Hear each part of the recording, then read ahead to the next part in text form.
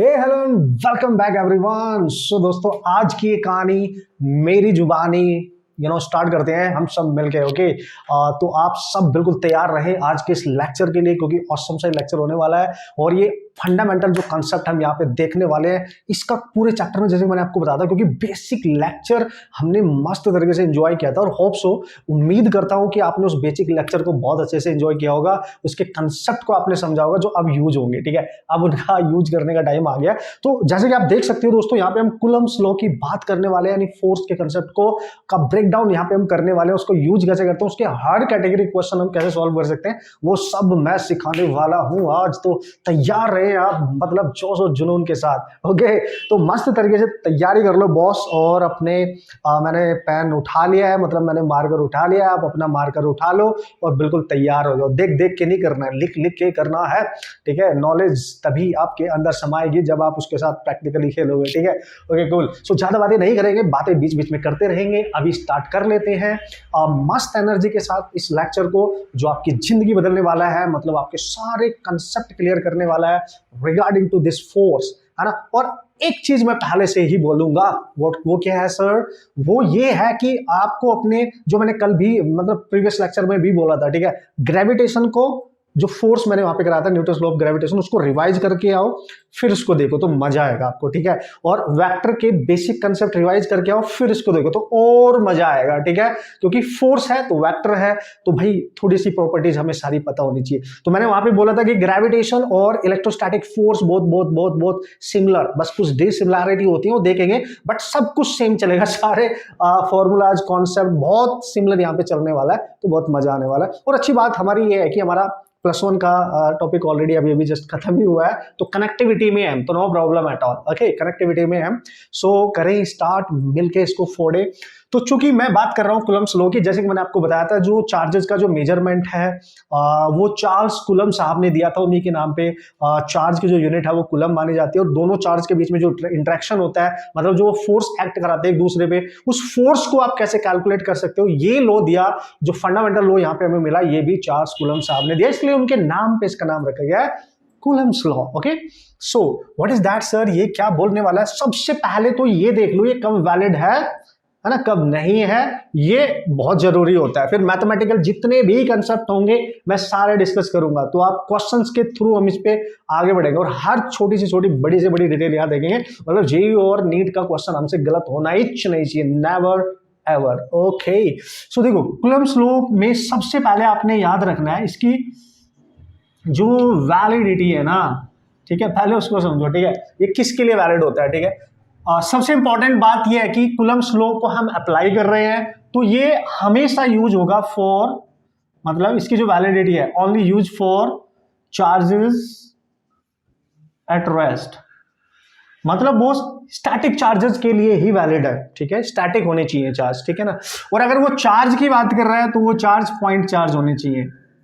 ठीक है, वो पॉइंट चार्ज होने चाहिए। ये मोस्ट इंपॉर्टेंट पॉइंट है जो आपको यहाँ पे अपने दिमाग में रखने, अपने माइंड में रखने हैं, मतलब ये बहुत जरूरी बात हमारे लिए होने वाली है। तो मतलब 2 पॉइंट आपने फिलहाल अपने दिमाग में सेट करके रखने हैं कि सर जो चार्ज हम लेंगे वो पॉइंट फॉर्म में होनी चाहिए। मतलब पॉइंट चार्ज एक हाइपोथेटिकल टाइप आप मान सकते हो, मतलब एक ऐसा चार्ज जिसका सरफेस एरिया बहुत मिनिमम होता है, मतलब उसका साइज बहुत कम होता है। चार्ज तो उस पर होगा बट साइज बहुत कम होता है। ठीक है, ऐसे हम मानेंगे, मतलब पॉइंट फॉर्म में मानेंगे। सर अगर एक्सटेंडेड चार्ज हुआ, मतलब कोई बॉडी पे चार्ज हुआ, फिर क्या करेंगे, फिर करेंगे ना आगे, यही सब चलेगा आगे। ठीक है, और किस तरीके से उसको ट्रीट करेंगे वो सब देखेंगे, टेंशन नहीं लेने का बॉस। ठीक है, ओके सर, तो ये तो हो गया कि एप्लीकेशन कैसे किस कंडीशन में करना है। तो charge must be at rest, जिनके बीच में फोर्स लगेगा। अब कुलम साहब ने क्या बोला था, स्टेटमेंट क्या था भाई, उन्होंने, देखो अब मैं जल्दी जा रहा हूं, हर वो चीज मैं यहां डिस्कस करूंगा जो जरूरी है, और हर चीज में फोकस करना है। आई गारंटी कि ऐसा हो ही नहीं सकता कि आपसे क्वेश्चन गलत हो जाए, नो वे, नेवर एवर। ओके सर, आप बोल रहे हो तो होगा, yes yes. Let's see guys, मैं यहाँ पे मान लेता हूँ 2 चार्ज है मेरे पास, point charge, that is Q1। Let's see this is a Q1 charge, और इससे एक पर्टिकुलर डिस्टेंस पे मैंने एक दूसरा चार्ज यहाँ पे रख दिया है। ठीक है, let's say that is Q2। Okay sir, बढ़िया बात है, पॉइंट चार्ज है, हमने Q1 Q2 मान लिए। ओके, चलो अब क्या करेंगे, इन दोनों के जो बीच की डिस्टेंस है, लेट्स सी वो r है, कुछ r मानो, d मानो, डिस्टेंस है, x मानो, कुछ भी मानो, आपकी मर्जी है, डिस्टेंस ही तो माननी है। अब वो बोलते हैं कि इन दोनों के बीच एक्ट करने वाला जो इंटरेक्टिव फोर्स होगा, मतलब वो डिपेंड करेगा कि चार्ज का नेचर कैसे है। और हमें सबको पता है कि जो चार्ज होते हैं भाई लोग, जो चार्ज होते हैं भाई लोग, it may be positive charge, it may be a negative charge. ठीक है यार, ठीक है। अगर ये दोनों चार्ज पॉजिटिव पॉजिटिव ले लूं मैं, मतलब सेम पोलैरिटी के ले लूं, प्लस प्लस या माइनस माइनस, दोनों माइनस माइनस ले लूं या प्लस प्लस ले लूं, तो उसने बोला कि इनके बीच में जो इंटरेक्शन करने वाला, इनके बीच में जो फोर्स आने वाला है वो एक रिपल्सिव टाइप का फोर्स होगा। ये हमें पता भी है क्योंकि दो सिमिलर चार्ज हमेशा एक दूसरे को रिपेल करते हैं, ये हमने पढ़ रखा है प्रीवियस लेक्चर में, ठीक है ना। अब मोस्ट इंपॉर्टेंट पॉइंट, चलो ठीक है सर, तो Q1 जो है, Q1 चार्ज इस पे फोर्स अप्लाई करेगा, ये बंदा इस पे फोर्स अप्लाई करेगा। अच्छा सर ऐसी बात कर रहे हो? हाँ, याद करो ग्रेविटेशन में मैंने ये सारे पॉइंट वहां पे डिस्कस किए थे जब हम मासेस के बीच में फोर्स की ओहो बात कर रहे थे, ठीक है। यस, तो ये बंदा इस पे फोर्स अप्लाई करेगा और इसमें क्या वो पॉइंट्स है जो आपको याद रखने हैं जब आप फोर्स की कैलकुलेशन करने जाओगे, वो उनको मैं बाद में पहले यहां पे लिख देता हूं मैं, ठीक है, कि इन्होंने स्टेटमेंट क्या दिया था। उन्होंने बोला कि जो इनके बीच में फोर्स होगा, हमें नहीं पता डायरेक्शन क्या है, किधर को कैसे है, हमें नहीं पता। उन्होंने बोला इसके बीच में जो फोर्स होगा वो इन दोनों के, है ना, इन दोनों के मैग्नीट्यूड के प्रोडक्ट पे डिपेंड कर रहा है, मतलब डायरेक्टली प्रोपोर्शनल है। Let's see take the magnitude of both, ठीक है, मतलब ये प्लस भी हो सकता है माइनस भी हो सकता है ना, प्लस माइनस भी हो सकते हैं, ठीक है। और इनकी डिस्टेंस जो है उसके स्क्वायर के इनवर्सली प्रोपोर्शनल होता है, ठीक है जी, बढ़िया बात है जी, ये स्टेटमेंट दिया, ठीक है, मतलब इन दोनों पे वो डिपेंड कर रहा है, ठीक है सर, बढ़िया है। तो हम इसको लिख सकते हैं boss, magnitude of this one, magnitude of this one and R square. So ये प्रोपोर्शनैलिटी का साइन है, तो एक्सपेरिमेंटल सेटअप है, तो एक्सपेरिमेंट किए गए तो फोर्स का फॉर्मूला निकालेगा, तो वो मैं डायरेक्ट यहां पे लिखूंगा। सो एफ को हम लिखेंगे कांस्टेंट निकल के आया जिसको हम के से डिनोट करेंगे, बट स्मॉल के से, ध्यान देना क्योंकि ये के और आने वाला है आगे, तो उसमें कंफ्यूजन नहीं होने का, तो इसलिए स्मॉल के लेना है, ठीक है जी। तो यहाँ पे आ गया Q1 and Q2 over R का square. So here we go, this is the formula. बचपन से पढ़ते आ रहे हैं सर, क्या बात कर रहे हो, देखते जाओ बस, मजा आने वाला है बॉस, ठीक है, मजा आने वाला है।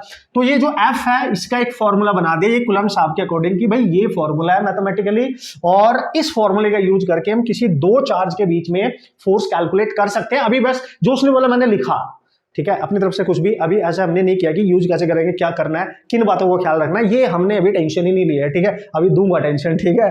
तो अभी हमने वो मैथमेटिकल फॉर्मूला चेक कर लिया है। ओके सर, ओके, बहुत बढ़िया, ठीक है, बहुत बढ़िया, ठीक है, ये हो गया, ठीक है सर। आपने मैग्नीट्यूड लिया, क्यों? क्योंकि फोर्स एक वेक्टर है, ठीक है, अगर एक वेक्टर है फोर्स, ठीक है ना, और चूंकि चार्ज में भी पॉजिटिव, चार्ज में भी नेगेटिव, तो ये रिपल्सिव भी हो सकते हैं, अट्रैक्टिव तो डायरेक्शन है यहाँ पे, तो वेक्टर है, डायरेक्शन है, तो हम चार्ज का जब कैलकुलेशन करेंगे मैथमेटिकली, जो फोर्स निकालेंगे, हमें चाहे प्लस में हो चाहे माइनस में, साइन से मतलब नहीं है, साइन तो डायरेक्शन में यूज होगा, हमें उनका मैग्नीट्यूड ही लेना है, ठीक है जी, ये हो गया।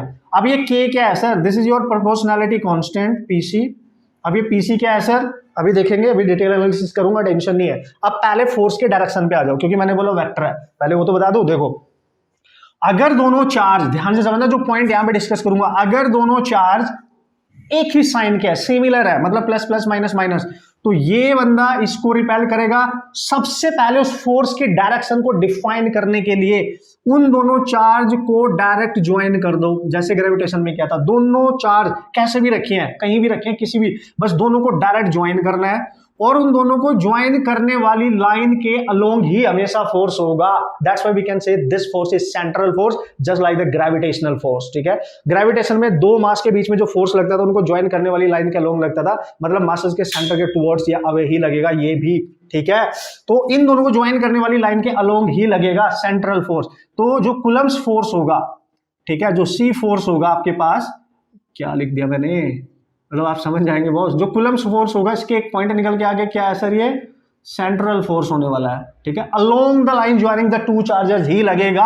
अब देखो कैसे, ये चूंकि प्लस प्लस है या माइनस माइनस है, तो ये इसको रिपेल करेगा, मतलब ये वाला इसको धक्का देगा, अवे, इससे अवे फोर्स अप्लाई करेगा, तो इसका फोर्स आएगा इधर, इधर कहीं, राइट से लिखता हूं, ठीक है, इधर कहीं आएगा। मतलब सर क्या कह रहे हो, मतलब इस बंदे ने इसको लात मारी फटाक से इधर को, मतलब ये इसको अपने से परे धक्का देगा, ठीक है, पुश कर देगा इसको। तो कौन कर रहा है?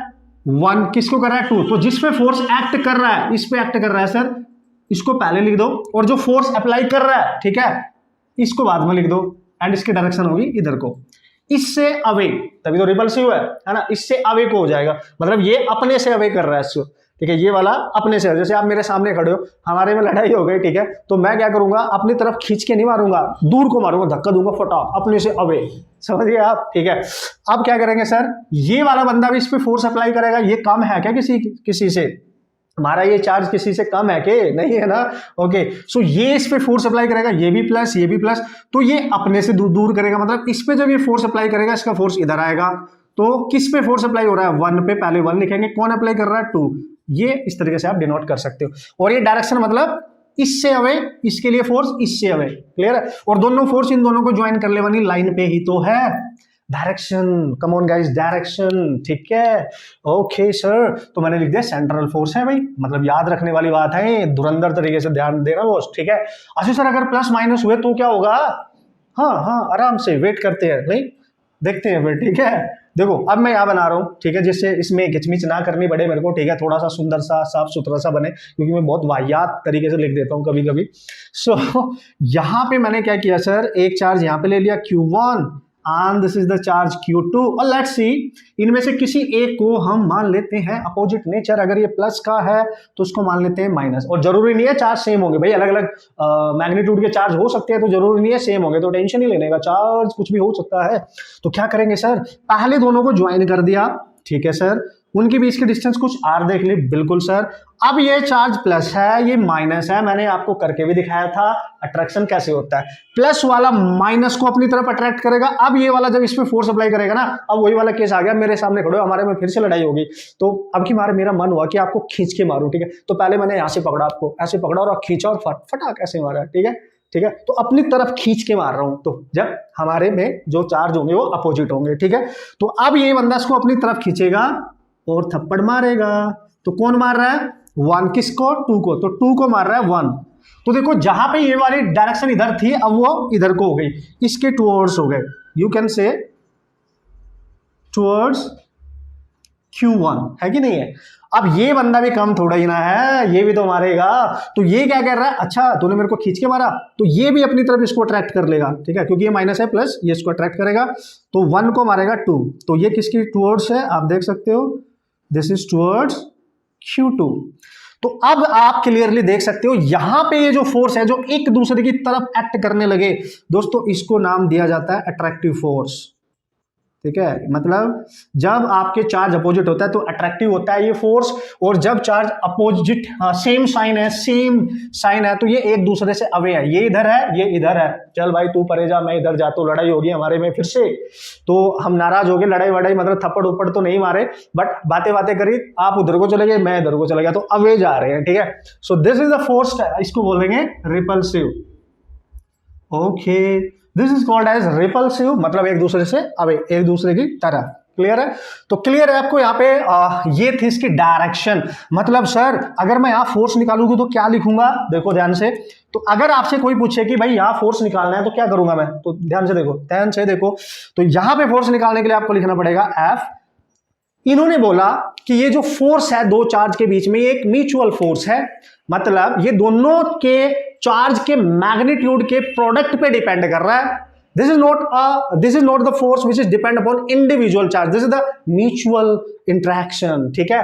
अगर ये म्यूचुअल इंटरेक्शन है तो दोनों पे डिपेंड करेगा, मतलब आप लिखोगे इसका भी मैग्नीट्यूड लेना है, इसका भी, चाहे प्लस माइनस हो, माइनस साइन नहीं लेना, तो हम लिखेंगे K Q1 Q2 over R square, ठीक है। दूसरी बात, चूंकि ये इनके बीच में एक्ट करने वाला फोर्स दोनों पे डिपेंड कर रहा है, तो चाहे तो 1 का 2 पे निकालो या 2 का 1 पे निकालो, सेम होगा लेकिन अपोजिट होगा। देखो एक दूसरे के अपोजिट है, यहाँ पे भी एक दूसरे के अपोजिट है, तो कोई टेंशन नहीं है। अगर आपने बोला सर 1 का 2 पे निकालना, यही आएगा 2 का 1 पे, ठीक है, म्यूचुअल है ना, ग्रेविटेशन में भी तो यही किया था, म्यूचुअल है, मतलब ये दोनों के प्रोडक्ट पे डिपेंड कर रहा है, इंडिविजुअली डिपेंड नहीं कर रहा है बॉस, ठीक है, ये लिखना है। बढ़िया है सर, मतलब सही हो गया ये तो।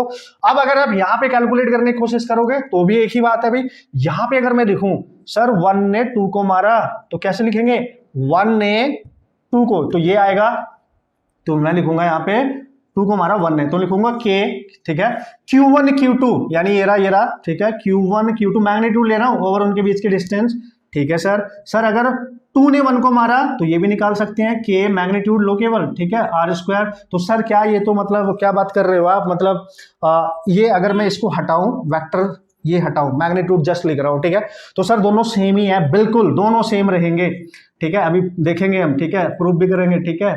2 का 1 पे दोनों सेम रहेंगे, बट ये देखना अपोजिट है। तो जब आप वेक्टर लगाते हो, देखो जैसे मैंने यहां पे लगाया तो माइनस साइन लगा, इसलिए लगा देना क्योंकि अपोजिट है, ठीक है ना, इसलिए अपोजिट है। But to solve the numerical problem, how to use this formula to solve the numerical problem, you just take the magnitude of both charge while solving the problem। तो आपने बस इस पे फोकस करना है, बस ये तो हुआ कि फॉर्मूला क्या है, फोर्स कैसे एक्ट कर रहा है, रिपेल कैसे कर रहा है, अट्रैक्ट कैसे कर रहा है, अभी हमने केवल इतना सीखा है। थोड़ा सा आगे बढ़े, मजा आ गया। कूलम्ब्स लॉ क्या है हमारे पास, बिल्कुल क्लियर है आपके सामने, ठीक है ना बॉस, बिल्कुल क्लियर है। और हम ये मान के चल रहे हैं दोनों पॉइंट चार्ज के बीच में जो भी यहाँ पे गैप है, ठीक है, ये जो भी गैप है यहाँ पे जो मीडियम होगा, मतलब उसको वैक्यूम या एयर मान के चल रहे हैं हम यहाँ पे, ध्यान देना, उसी को एक्सप्लेन करने जा रहा हूं मैं यहाँ पे, ठीक है। इनके बीच में गैप भी तो है ना यार, क्योंकि इनके बीच में कुछ डिस्टेंस है तो गैप है, कुछ ना कुछ तो स्पेस है, तो उसको वैक्यूम या एयर आप फिलहाल मान के चल रहे हो। मतलब अभी हम प्रॉपर्टी देख रहे हैं अपने फोर्स की।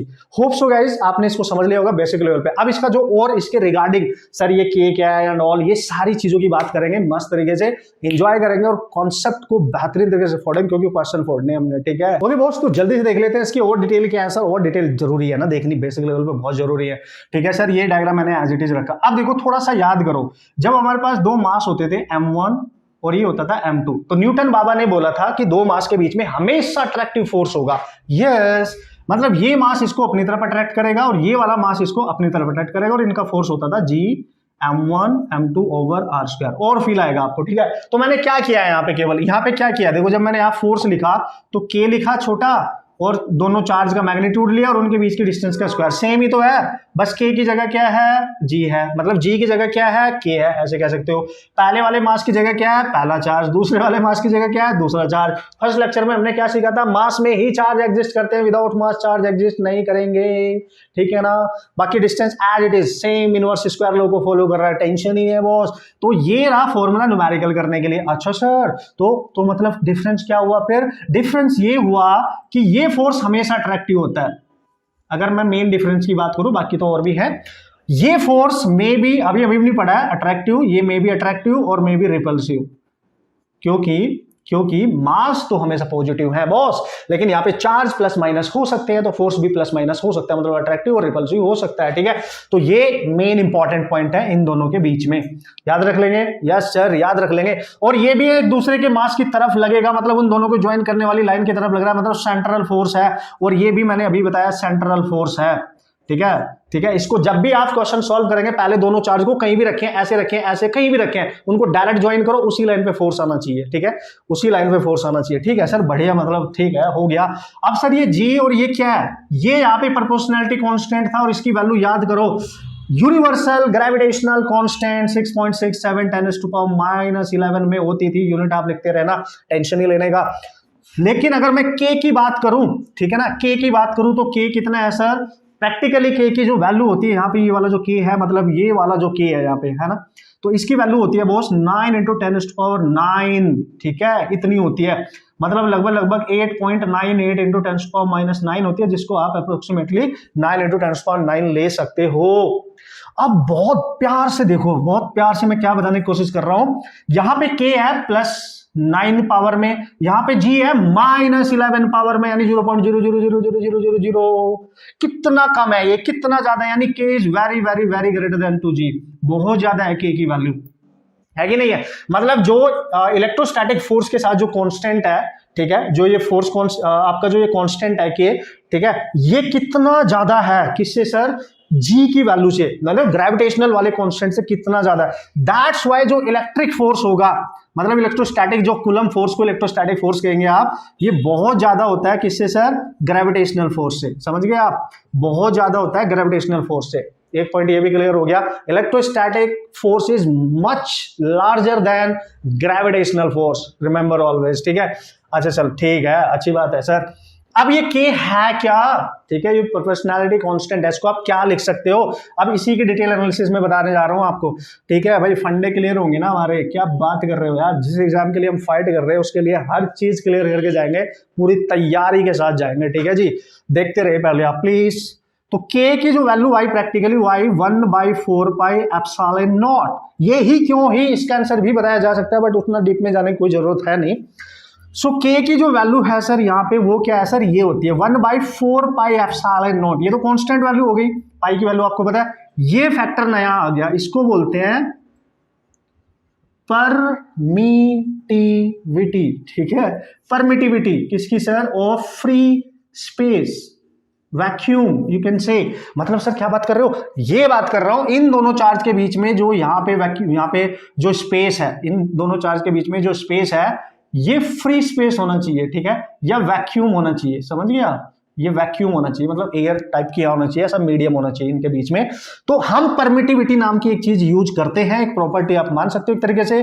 तो ये इसको परमिटिविटी का नाम दिया गया, बस आप ये ध्यान रखें जब भी वो बात करेगा, ठीक है जी, इसको इसका नाम दिया गया। अब देखो इसमें और उसमें रिलेशन क्या है, जो स्मॉल के है ये इनवर्सली प्रोपोर्शनल है परमिटिविटी के। भाई बेहतरीन चीज बताने जा रहा हूं मैं अब आपको, ठीक है, ध्यान से समझते रहियो, ठीक है। तो सर क्या बात कर रहे हो, अगर आप परमिटिविटी को, फ्री स्पेस इसको बढ़ाने की कोशिश करोगे, ठीक है, अगर इसको बढ़ाओगे तो ये 1 समथिंग है, तो इसको बढ़ाओगे तो ये पूरी वैल्यू कम होगी, तो k कम होगा। और अगर परमिटिविटी को रिड्यूस करोगे तो k की वैल्यू बढ़ेगी।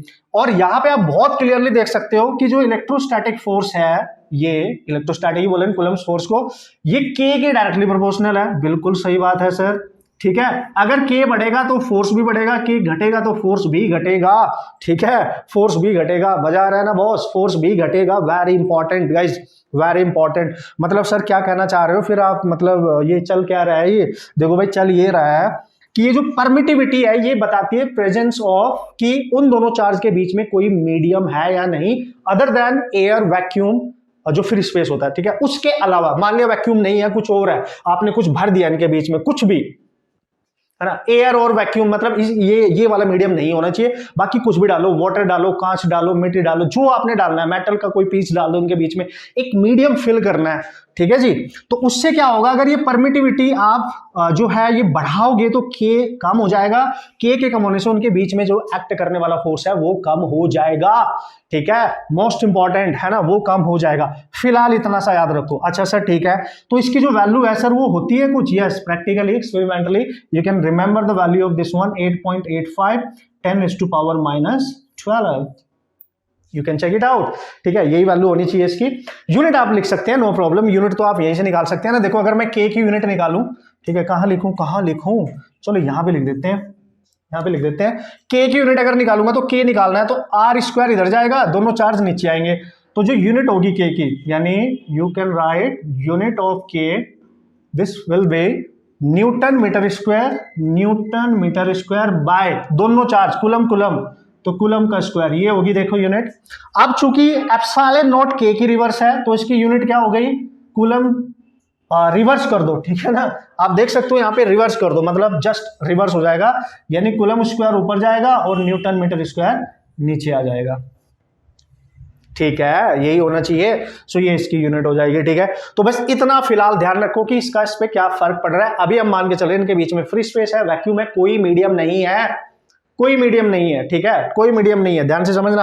और अगर वैक्यूम है या फ्री स्पेस है तो ध्यान रखियो बॉस, चूंकि ये जो एप्सिलॉन नॉट है इसको मैंने दिया परमिटिविटी ऑफ फ्री स्पेस, चूंकि फ्री स्पेस की जो परमिटिविटी होती है वो मिनिमम होती है, ठीक है, मिनिमम, सबसे कम। तो अगर ये सबसे कम है तो इसका जो k होगा फ्री स्पेस के लिए, जो k होगा इसके लिए, ठीक है, फ्री स्पेस के लिए या वैक्यूम के लिए जो k होगा वो मैक्सिमम होगा। तो इसकी प्रेजेंस में जब ये मिनिमम होगा तो इनके बीच में जो फोर्स लग रहा होगा ऑब्वियसली वो बाकी कंडीशंस के रिगार्डिंग सबसे ज्यादा होगा, इसलिए कोई भी फॉर्मूला उसकी मैक्सिमम कंडीशन के रिस्पेक्ट में ही लिखा जाता है। मतलब अभी हम ये मान के चल रहे हैं इनके बीच में कोई अदर मीडियम नहीं है तो उनके बीच में मैक्सिमम इतना फोर्स एक्ट करेगा। अगर उनके बीच में एयर या वैक्यूम के अलावा कोई और मीडियम फिल कर दिया जाता है तो फोर्स जो यहां से कैलकुलेट करके मान लिया 20 न्यूटन आ रहा है और हमने कोई मीडियम फिल कर दिया तो 20 नहीं आएगा, उससे कम आएगा, क्योंकि मीडियम की परमिटिविटी आपने क्या करनी है, बढ़ानी है, के कम होना है तो फोर्स भी कम हो जाएगा ना, यही तो बताने की कोशिश कर रहा हूँ, आगे उसी पे आ रहा हूँ, टेंशन नहीं लेने का, अभी आगे उसी पे आ रहा हूँ। फिलहाल इतना समझो क्या बोला मैंने, बिल्कुल सर मजा आएगा, सारे दिमाग के तार खुलेंगे आपके, है ना, सब कुछ सिखाऊंगा, अप्लाई कैसे करना है, न्यूमेरिकल किसी भी टाइप का क्वेश्चन आएगा, कंसेप्चुअल आएगा, कैसा भी, आजकल तो असर्शन रीजन भी आ रहे हैं, मैचिंग भी आ रही है, बहुत कॉन्सेप्चुअल क्वेश्चन भी आ रहे हैं, तो इसलिए हर चीज आपने बेहतरीन तरीके से देखनी है और स्टे ट्यून्ड। ओके तो जल्दी से इन शॉर्ट ये भी देख लेते हैं कि भाई दो चार्ज के बीच में अगर वैक्यूम नहीं है, मतलब फ्री स्पेस नहीं है, और कोई मीडियम है, तो मीडियम का क्या फर्क पड़ेगा और उसको किस तरीके से कैलकुलेट करेंगे। ये लिटिल बिट एक छोटा सा कंसेप्ट, प्यारा सा, लेकिन बहुत यूज हो सकता है क्वेश्चंस करने के लिए। और आपको मैं याद दिला दूं, पहले आपको मैं याद दिला दूं, जब हम दो मास की बात करते थे, देखो रिलेट करेंगे ना जब आप ग्रेविटेशन के साथ, तो आपको फील आएगा, आपको मजा आएगा। ग्रेविटेशनल फोर्स एक ऐसा फोर्स होता था, ठीक है, जो अट्रैक्टिव था, जिसका फॉर्मूला हमने लिखा है m1 m2 over r square. Yes sir, बिल्कुल। इस फोर्स में इन दो मास के बीच में कुछ भी भर दो, कोई भी मीडियम, ये इंडिपेंडेंट होता है, इंडिपेंडेंट होता है ना, इंडिपेंडेंट टू मीडियम, ठीक है। मतलब ग्रेविटेशनल फोर्स पे मीडियम का कोई फर्क नहीं पड़ता, ठीक है, इसलिए यूनिवर्सल बोलते हैं, ठीक है ना बॉस, कोई फर्क नहीं। बट जब हम चार्ज की बात करने लगे, Q1 and this is the charge Q2, clear है, और इनके बीच में अगर फ्री स्पेस है, तो उनके बीच में अगर फ्री स्पेस है तो F0 फोर्स ले लेता हूं, जब फ्री स्पेस है तो आपका फोर्स आ गया कितना sir, 1/4πε0 Q1 Q2 upon r square. ये K की वैल्यू मैंने पुट कर दिया है, ठीक है, समझ जाएंगे आप। तो देखो जब एयर है, फ्री स्पेस है, तो ε0 है, तो फोर्स भी ये है ना, जब फ्री स्पेस है there is no medium. But अगर वो बोल रहा है कि सर अगर इनके बीच में हम कोई मीडियम फिल करेंगे तो भाई काम आएगा ये कॉन्सेप्ट। तो इनके बीच में पूरा स्पेस फिल कर दिया आपने, सपोज करो कोई मीडियम फिल कर दिया, ठीक है ना, समझ जाना भाई। और जो मीडियम फिल किया वो एक डाइलेक्ट्रिक मीडियम है, तो मीडियम के पास उसके एक कांस्टेंट वैल्यू होती है, यानी डाइलेक्ट्रिक कांस्टेंट कहते हैं, ठीक है, इसको इतना समझो बस, डाइलेक्ट्रिक कांस्टेंट कहते हैं। कोई भी मीडियम, पानी भरो, कोई लिक्विड भर दो उसके बीच में, कांच भर दो, वाटर, कुछ भी, मतलब कोई भी मीडियम भर सकते हो, मैंने बोला। तो उस मीडियम का एक कांस्टेंट वैल्यू होती है, उसको बोलते हैं डाइलेक्ट्रिक कांस्टेंट, उसको डिनोट करते हैं कैपिटल के से। इसलिए मैं बोल रहा था कंफ्यूज नहीं होने का। ये वाला जो के है ये है स्मॉल के, ठीक है, ये वाला के है डाइलेक्ट्रिक कांस्टेंट कैपिटल के, ये कैपिटल वाला, ये स्मॉल वाला, समझ जाएंगे आप, ठीक है।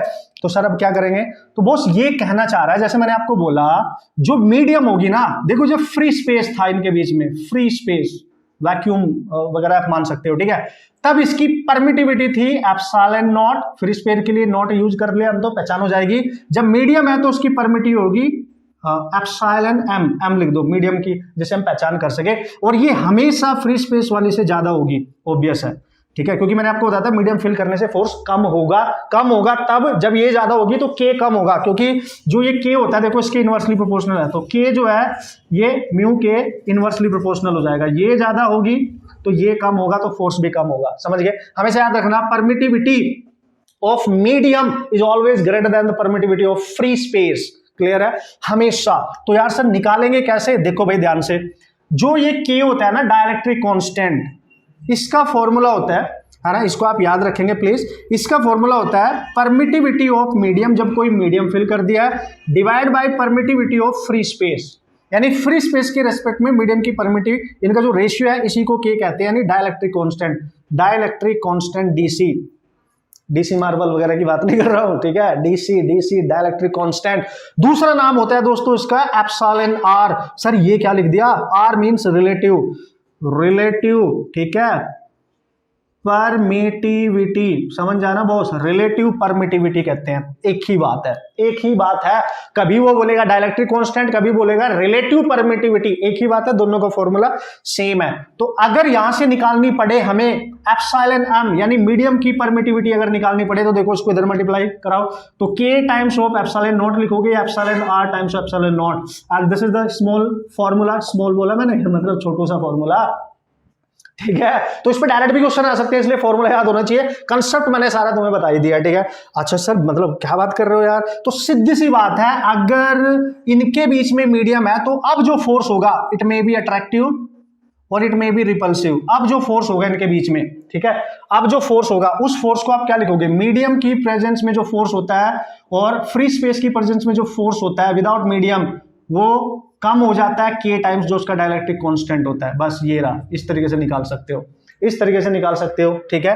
तो ये के कौन से वाला के ले रहे हो सर, के ले रहा हूं मैं डाइलेक्ट्रिक कांस्टेंट, ठीक है, तो इससे कम हो जाता है। तो जब मैं इसको लिखूंगा मीडियम की प्रेजेंस में जो फोर्स है तो ये फ्री स्पेस वाला है, डिवाइड में कैपिटल वाला के, ठीक है सर। तो मैं लिख सकता हूं ये वाला फोर्स तो मेरे को पता है ये रहा, ठीक है, मैं लिख देता हूं small K into Q1 Q2 upon R square, और कैपिटल के पहले से ही है, इसको कैंसिल मत कर देना, both are different. This is a constant 1/4 pi epsilon, this is also constant but dielectric constant, ठीक है। तो इसकी वैल्यू पुट करके देखो जरा, तो क्या आ रहा है sir 1/4 pi epsilon not into Q1 into Q2 upon capital के। अब आप देख सकते हो यहाँ पे इस फोर्स के अकॉर्डिंग यू कैन राइट 1/4 पाई, अगर मैं लिखूं Q1 और Q2 लिखूं तो आप क्या देखेंगे, ये देखो K और एप्सिलॉन नॉट मल्टीप्लाई हो गए, और अगर ये मल्टीप्लाई हो जाए तो ये किसकी परमिटिविटी होगी, मीडियम की। That's why this force also can be written as, क्यों बोला इसको मीडियम की प्रेजेंस में फोर्स, क्योंकि 1/4 पाई के साथ अब एप्सिलॉन m आ गया, ना कि एप्सिलॉन नॉट, और Q1 Q2 as it is रहा है, सब as it is. So this is the force which is used, this formula is used in presence of when there is a medium, dielectric medium, so you have to take the permittivity of medium। समझ में आ रही है बात। ये तब था जब free space है तो एप्सिलॉन नॉट यूज किया है, और ये मीडियम। अब सर क्या मीडियम की परमिटिविटी नॉन होती है, कुछ की नॉन है, मतलब प्रैक्टिकली निकाल सकते हैं, बट अगर नहीं पता तो आप निकाल सकते हैं, किससे, इस फॉर्मूले से, ठीक है। इस फॉर्मूले का यूज करो, है ना, आपको के की वगैरह की वैल्यू जो होती है वो नॉन होती है, ठीक है, मतलब निकाल सकते हैं हम डिफरेंट तरीके, क्योंकि डाइलेक्ट्रिक कांस्टेंट है ये, कहीं ना कहीं अगर गिवन होगा तो एप्सिलॉन हम निकाल सकते हैं, क्योंकि ये नॉन होती है, ये डाइलेक्ट्रिक कांस्टेंट है, ठीक है, ये डाइलेक्ट्रिक कांस्टेंट है आपके पास, आप देख सकते हो, तो ये निकाल सकते हैं हम, ठीक है, यहां से, ठीक है, इस तरीके से। अगर मैं आपसे बात करूं क्या सर, अगर इनके बीच में सपोज करो वाटर है, ठीक है, अगर मैं वाटर की बात करूं, एक एग्जाम्पल दे देता हूं मैं आपको, तो वाटर की जो मीडियम है वाटर, तो मैं लिखूंगा relative permittivity of water 81 times होती है एप्सिलॉन नॉट की, इतना बस याद रखो आप। बाकी और भी होती है ग्लास वगैरह की, आप देख सकते हो, ठीक है, जैसे हमने एयर के रिस्पेक्ट में हम देख रहे हैं, फ्री स्पेस के रिस्पेक्ट में हम देख रहे हैं। So I think that is sufficient information about the medium, and you have to remember these important formulas जो आपके लिए जरूरी हैं। तो हमें देखा कि मीडियम के फिल करने से फोर्स डिक्रीज होगा, इलेक्ट्रोस्टैटिक फोर्स डिक्रीज होगा, और इलेक्ट्रोस्टैटिक फोर्स मीडियम से अफेक्ट हो रहा है, मतलब वो कम हो रहा है, समझ गए आप, और ग्रेविटेशन पे कोई फर्क नहीं पड़ता। बाकी की कहानी अब जल्दी से आगे बढ़ते हैं, how to apply this force to solve the numerical problem, अब ये सिखाता हूं, बेसिक सारा सीख लिया मैंने, ठीक है। ओके दोस्तों, तो यार यही सारे कॉन्सेप्ट हमने देख लिए हैं, और अब आपके मन में सवाल आ रहा होगा, यार सर कुछ क्वेश्चन किए जाए, मतलब बहुत हमने पढ़ लिया, बेसिक फंडामेंटल हमने देख लिया, कुछ क्वेश्चन करे, थोड़ा सा वेट और थोड़ा सा, क्योंकि एक चीज और है जो मैं आपको बताना चाहता हूं, उसके बाद हम टाइप 1 की प्रॉब्लम डेफिनेटली सॉल्व कर सकते हैं, ठीक है, क्योंकि पहले पूरी मास्टरी ले लेते हैं ना, अब क्वेश्चन ही तो करने हैं, फिर टाइप 2 के क्वेश्चन में डिफरेंट टाइप के, high level, low level, medium level, हर टाइप के क्वेश्चन मैं आपको कराऊंगा। टाइप 1 में आपको अप्लाई करना सिखाऊंगा कि ये जो सीखा है ना हमने, इसको अप्लाई कैसे करना है, ठीक है। फिर टाइप 2 में हम फोड़ेंगे हर टाइप के competitive questions. Okay, so here we go. सबसे पहले देख लेते हैं the vector form. Vector form क्या है इसकी, मतलब जो आपने यहाँ पे कूलम्ब्स लॉ को लिखा है, क्या लिखा है सर हमने, अभी तो लिखा है, क्या लिखा है sir, magnitude of first charge, magnitude of second charge, दोनों चार्ज के बीच की डिस्टेंस का स्क्वायर, ये तो इसका मैग्नीट्यूड है, ठीक है। दिस इज द, अगर आपने ये वैल्यू कैलकुलेट करनी है, दिस इज द मैग्नीट्यूड, आप निकाल सकते हैं, मतलब चार्ज का साइन प्लस माइनस कुछ भी हो, लेना प्लस ही होता है। और के बारे में हमने पूरी डिटेल एनालिसिस कर लिया है, ठीक है। और ये वाला जो के है, ये मैंने आपको बताया था स्मॉल के, ठीक है ना, कैपिटल के तो डाइलेक्ट्रिक कांस्टेंट होता है, ठीक है ना, यस। अगर इसको वेक्टर फॉर्म में लिखना चाहते हो दोस्तों, तो आप क्या लिखेंगे, वेक्टर लगा देंगे सर, चूंकि ये तो वेक्टर फॉर्म है इसकी, तो के हो गया स्मॉल Q1 Q2, मतलब मॉड ऑफ Q1 Q2 लिखो या Q1 Q2, मैग्नीट्यूड है, एक ही बात है, तो टेंशन नहीं लेने का। दिस इज द पोजीशन, उसकी, इन दोनों के बीच का जो डिस्टेंस है, तो उसका पोजीशन वेक्टर आप अगर ले सकते हो तो यूनिट कैप आप यहाँ पे लगा देंगे, ठीक है। अब ये आर कैप है क्या, this is called as the unit vector, ठीक है, आपको पता है ये सारी चीजें, ठीक है, ये यूनिट वेक्टर है, बिल्कुल है सर। तो यूनिट वेक्टर के पास तो एक पर्टिकुलर डायरेक्शन होती है सर, तो लिखेंगे कैसे सर, दो चार्ज है यहाँ पे, तो है ना, दोनों के रिस्पेक्ट में जाना पड़ेगा ना, मतलब एक चार्ज दूसरे पे फोर्स लगा रहा है, दूसरा चार्ज पहले पे फोर्स लगा रहा है, मतलब आप मेरे को अपनी तरफ खींच रहे हो, मैं आपको अपनी तरफ खींच रहा हूं, आप मेरे को अपनी तरफ खींच रहे हो, तो आप भी मेरे पे फोर्स लगा रहे हो, मैं भी लगा रहा हूं, तो डायरेक्शन तो चेंज हो रही है। वही तो सिखा रहा हूं कि लिखते कैसे हैं, ये होगी इसके सिंपलेस्ट फॉर्म, है ना, वेक्टर में लिखना है तो ये लिख देंगे। अच्छा सर, आर कैप है, यूनिट वेक्टर है, सिंगल है, तो इसको तो आप वेक्टर डिवाइड बाय इस मैग्नीट्यूड लिख सकते हो, मतलब मैग्नीट्यूड होता है वेक्टर डिवाइड बाय इस मॉड, ठीक है, उसका मॉडुलस, तो मॉडुलस को आप आर कैप, आर वेक्टर को ऐसे मॉड में लिखो या सिंपल आर लिखो, बात तो एक ही है। मतलब एफ वेक्टर को सर हम ऐसे भी लिख सकते हैं, के Q1 Q2 over are square, और इसकी जगह लिख सकते हैं आर वेक्टर डिवाइड बाय इस magnitude, that is R square, R cube हो गया, so you can write K Q1 Q2 over R cube, and this is R vector, yes ऐसे भी लिख सकते हैं, नो प्रॉब्लम। यस ऐसे भी लिख सकते हैं, कोई दिक्कत नहीं है। लेकिन अब इसकी जो एक्चुअल फॉर्म है वो मैं आपको बताने वाला हूं, क्योंकि यहां पे एक म्यूचुअल फोर्स है, तो 1 2 पे लगाएगा, 2 1 पे लगाएगा, तो उसको किस तरीके से हम राइट डाउन करेंगे, मतलब आर कैप वेक्टर को और कैसे आप लिख सकते हो, What is the reality behind it? ये तो इसके सिंपलेस्ट जस्ट आर लिख दिया, जब उनके बीच की जो डिस्टेंस उसी को पोजीशन वेक्टर के टर्म में हमने लिख दिया है, but with respect to each other आप किस तरीके से डिफाइन करोगे वो भी तो देखना जरूरी है। तो जल्दी से मैं इसको हटा देता हूं। आप ये मैंने आपको बता रहा था, मतलब सम टाइम डायरेक्ट क्वेश्चंस बनाए जाते हैं तो आपको वेक्टर फॉर्म को बनाना आना चाहिए ना, और जल्दी से देखते हैं विद रिस्पेक्ट टू किस तरीके से आप डिफाइन करने वाले हो। ओके, उसके बाद न्यूमेरिकल प्रॉब्लम हमारा इंतजार कर रहे हैं कि किस तरीके से हमने फोर डालने हैं। ओके सर, ओके बॉस, तो ध्यान से देखना, मस्त तरीके से देखना, पूरी एनर्जी के साथ देखना। क्या सर? देखो सपोज करो गाइस मेरे पास मैंने दो चार्ज लिए स्पेस में, that is charge q1 and that is the charge q2। Let's इनके बीच की डिस्टेंस है r, और मैंने एक किसी प्लेन में इनको रखा, that is the xy plane. तो इनके जो पोजीशन वेक्टर होंगे with respect to this origin, obviously मैं देखना चाहता हूं ओरिजिन से ये कहां पे रखा हुआ है, ये कहां पे रखा हुआ है, ऑब्वियस है। इस तरीके से हम सिचुएशन को अंडरस्टैंड करेंगे। तो अगर इसकी पोजीशन ओरिजिन से देखनी है तो लेट्स सी इसका पोजीशन वेक्टर ओरिजिन से, एरो ऐसे लगाना यहां से इधर को, तो ये इसका पोजीशन वेक्टर हो गया कि ओरिजिन से ये वेक्टर इस डायरेक्शन में R vector R distance away है। ठीक है सर, ये वाला सर इसको से ज्वाइन कर दो, तो इसका पोजीशन वेक्टर ये है इस डायरेक्शन में r2 डिस्टेंस अवे है। समझ गए? तो r2 is the position vector of this with respect to origin and r1 is the position vector of this one with respect to origin. मतलब आप ओरिजिन से देख रहे हो, आप ये समझो बस, ठीक है, ओरिजिन से देख रहे हो, समझ गए? और इनके बीच की डिस्टेंस जो है वो q2 है। आप समझो बात को, क्या समझे सर? q1 चार्ज और q2 चार्ज है, बिल्कुल है सर। q1 अगर ये प्लस प्लस मान रहा हूं मैं, सेम पोलैरिटी मान रहा हूं, अगर q1 इस पे फोर्स लगा रहा है इधर को, यानी 2 पे फोर्स लगा रहा है 1 इधर को, और जो q2 है वो इस पे फोर्स लगा रहा है इधर को, यानी 1 पे फोर्स 2 लगा रहा है इधर को। बिल्कुल सर, बिल्कुल। मतलब इसका फोर्स इससे अवे, इसका फोर्स इससे अवे, रिपल्सिव है तो ऑब्वियसली होगा। ठीक है, तो अब वेक्टर में कैसे लिखें सर? वेक्टर में कैसे लिखेंगे? यस, अब ध्यान से देखना दोस्तों, ठीक है। अगर मैं ध्यान से देखूं, इसका फोर्स जो है q1 का, ठीक है ना बॉस, ठीक है, इसका फोर्स इससे इधर को अवे को है, मतलब ये चार्ज से ये चार्ज कितनी दूर है, तो इसके रिस्पेक्ट में इसका पोजीशन वेक्टर की इस r की जो डायरेक्शन होगी वो इधर को होगी, ऐसे r वेक्टर ऐसे होगा। होगा कि नहीं होगा? देख लो, ठीक है।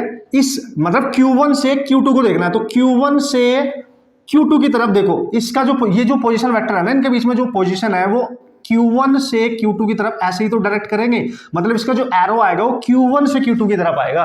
आप समझ पा रहे हो मेरी बात? इसका जो एरो आएगा वो q1 से q2 की तरफ आएगा, क्योंकि हम कैलकुलेट करना चाहते हैं force applied by q1 on q2।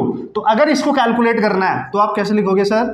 इसको कैलकुलेट करने के लिए दोनों चार्ज का मैग्नीट्यूड, दोनों के बीच की जो डिस्टेंस है उसका स्क्वायर इनटू उनका पोजीशन वेक्टर। और वो पोजीशन वेक्टर क्या है? ये रहा सर, किसके रिस्पेक्ट में? जब 2 पे फोर्स अप्लाई किया किसने? 1 ने 2 पे, तो हम लिखेंगे आर कैप। बट ये आर कैप ये तो अभी सीखा तो है हमने, बट ये क्या है यहाँ पे?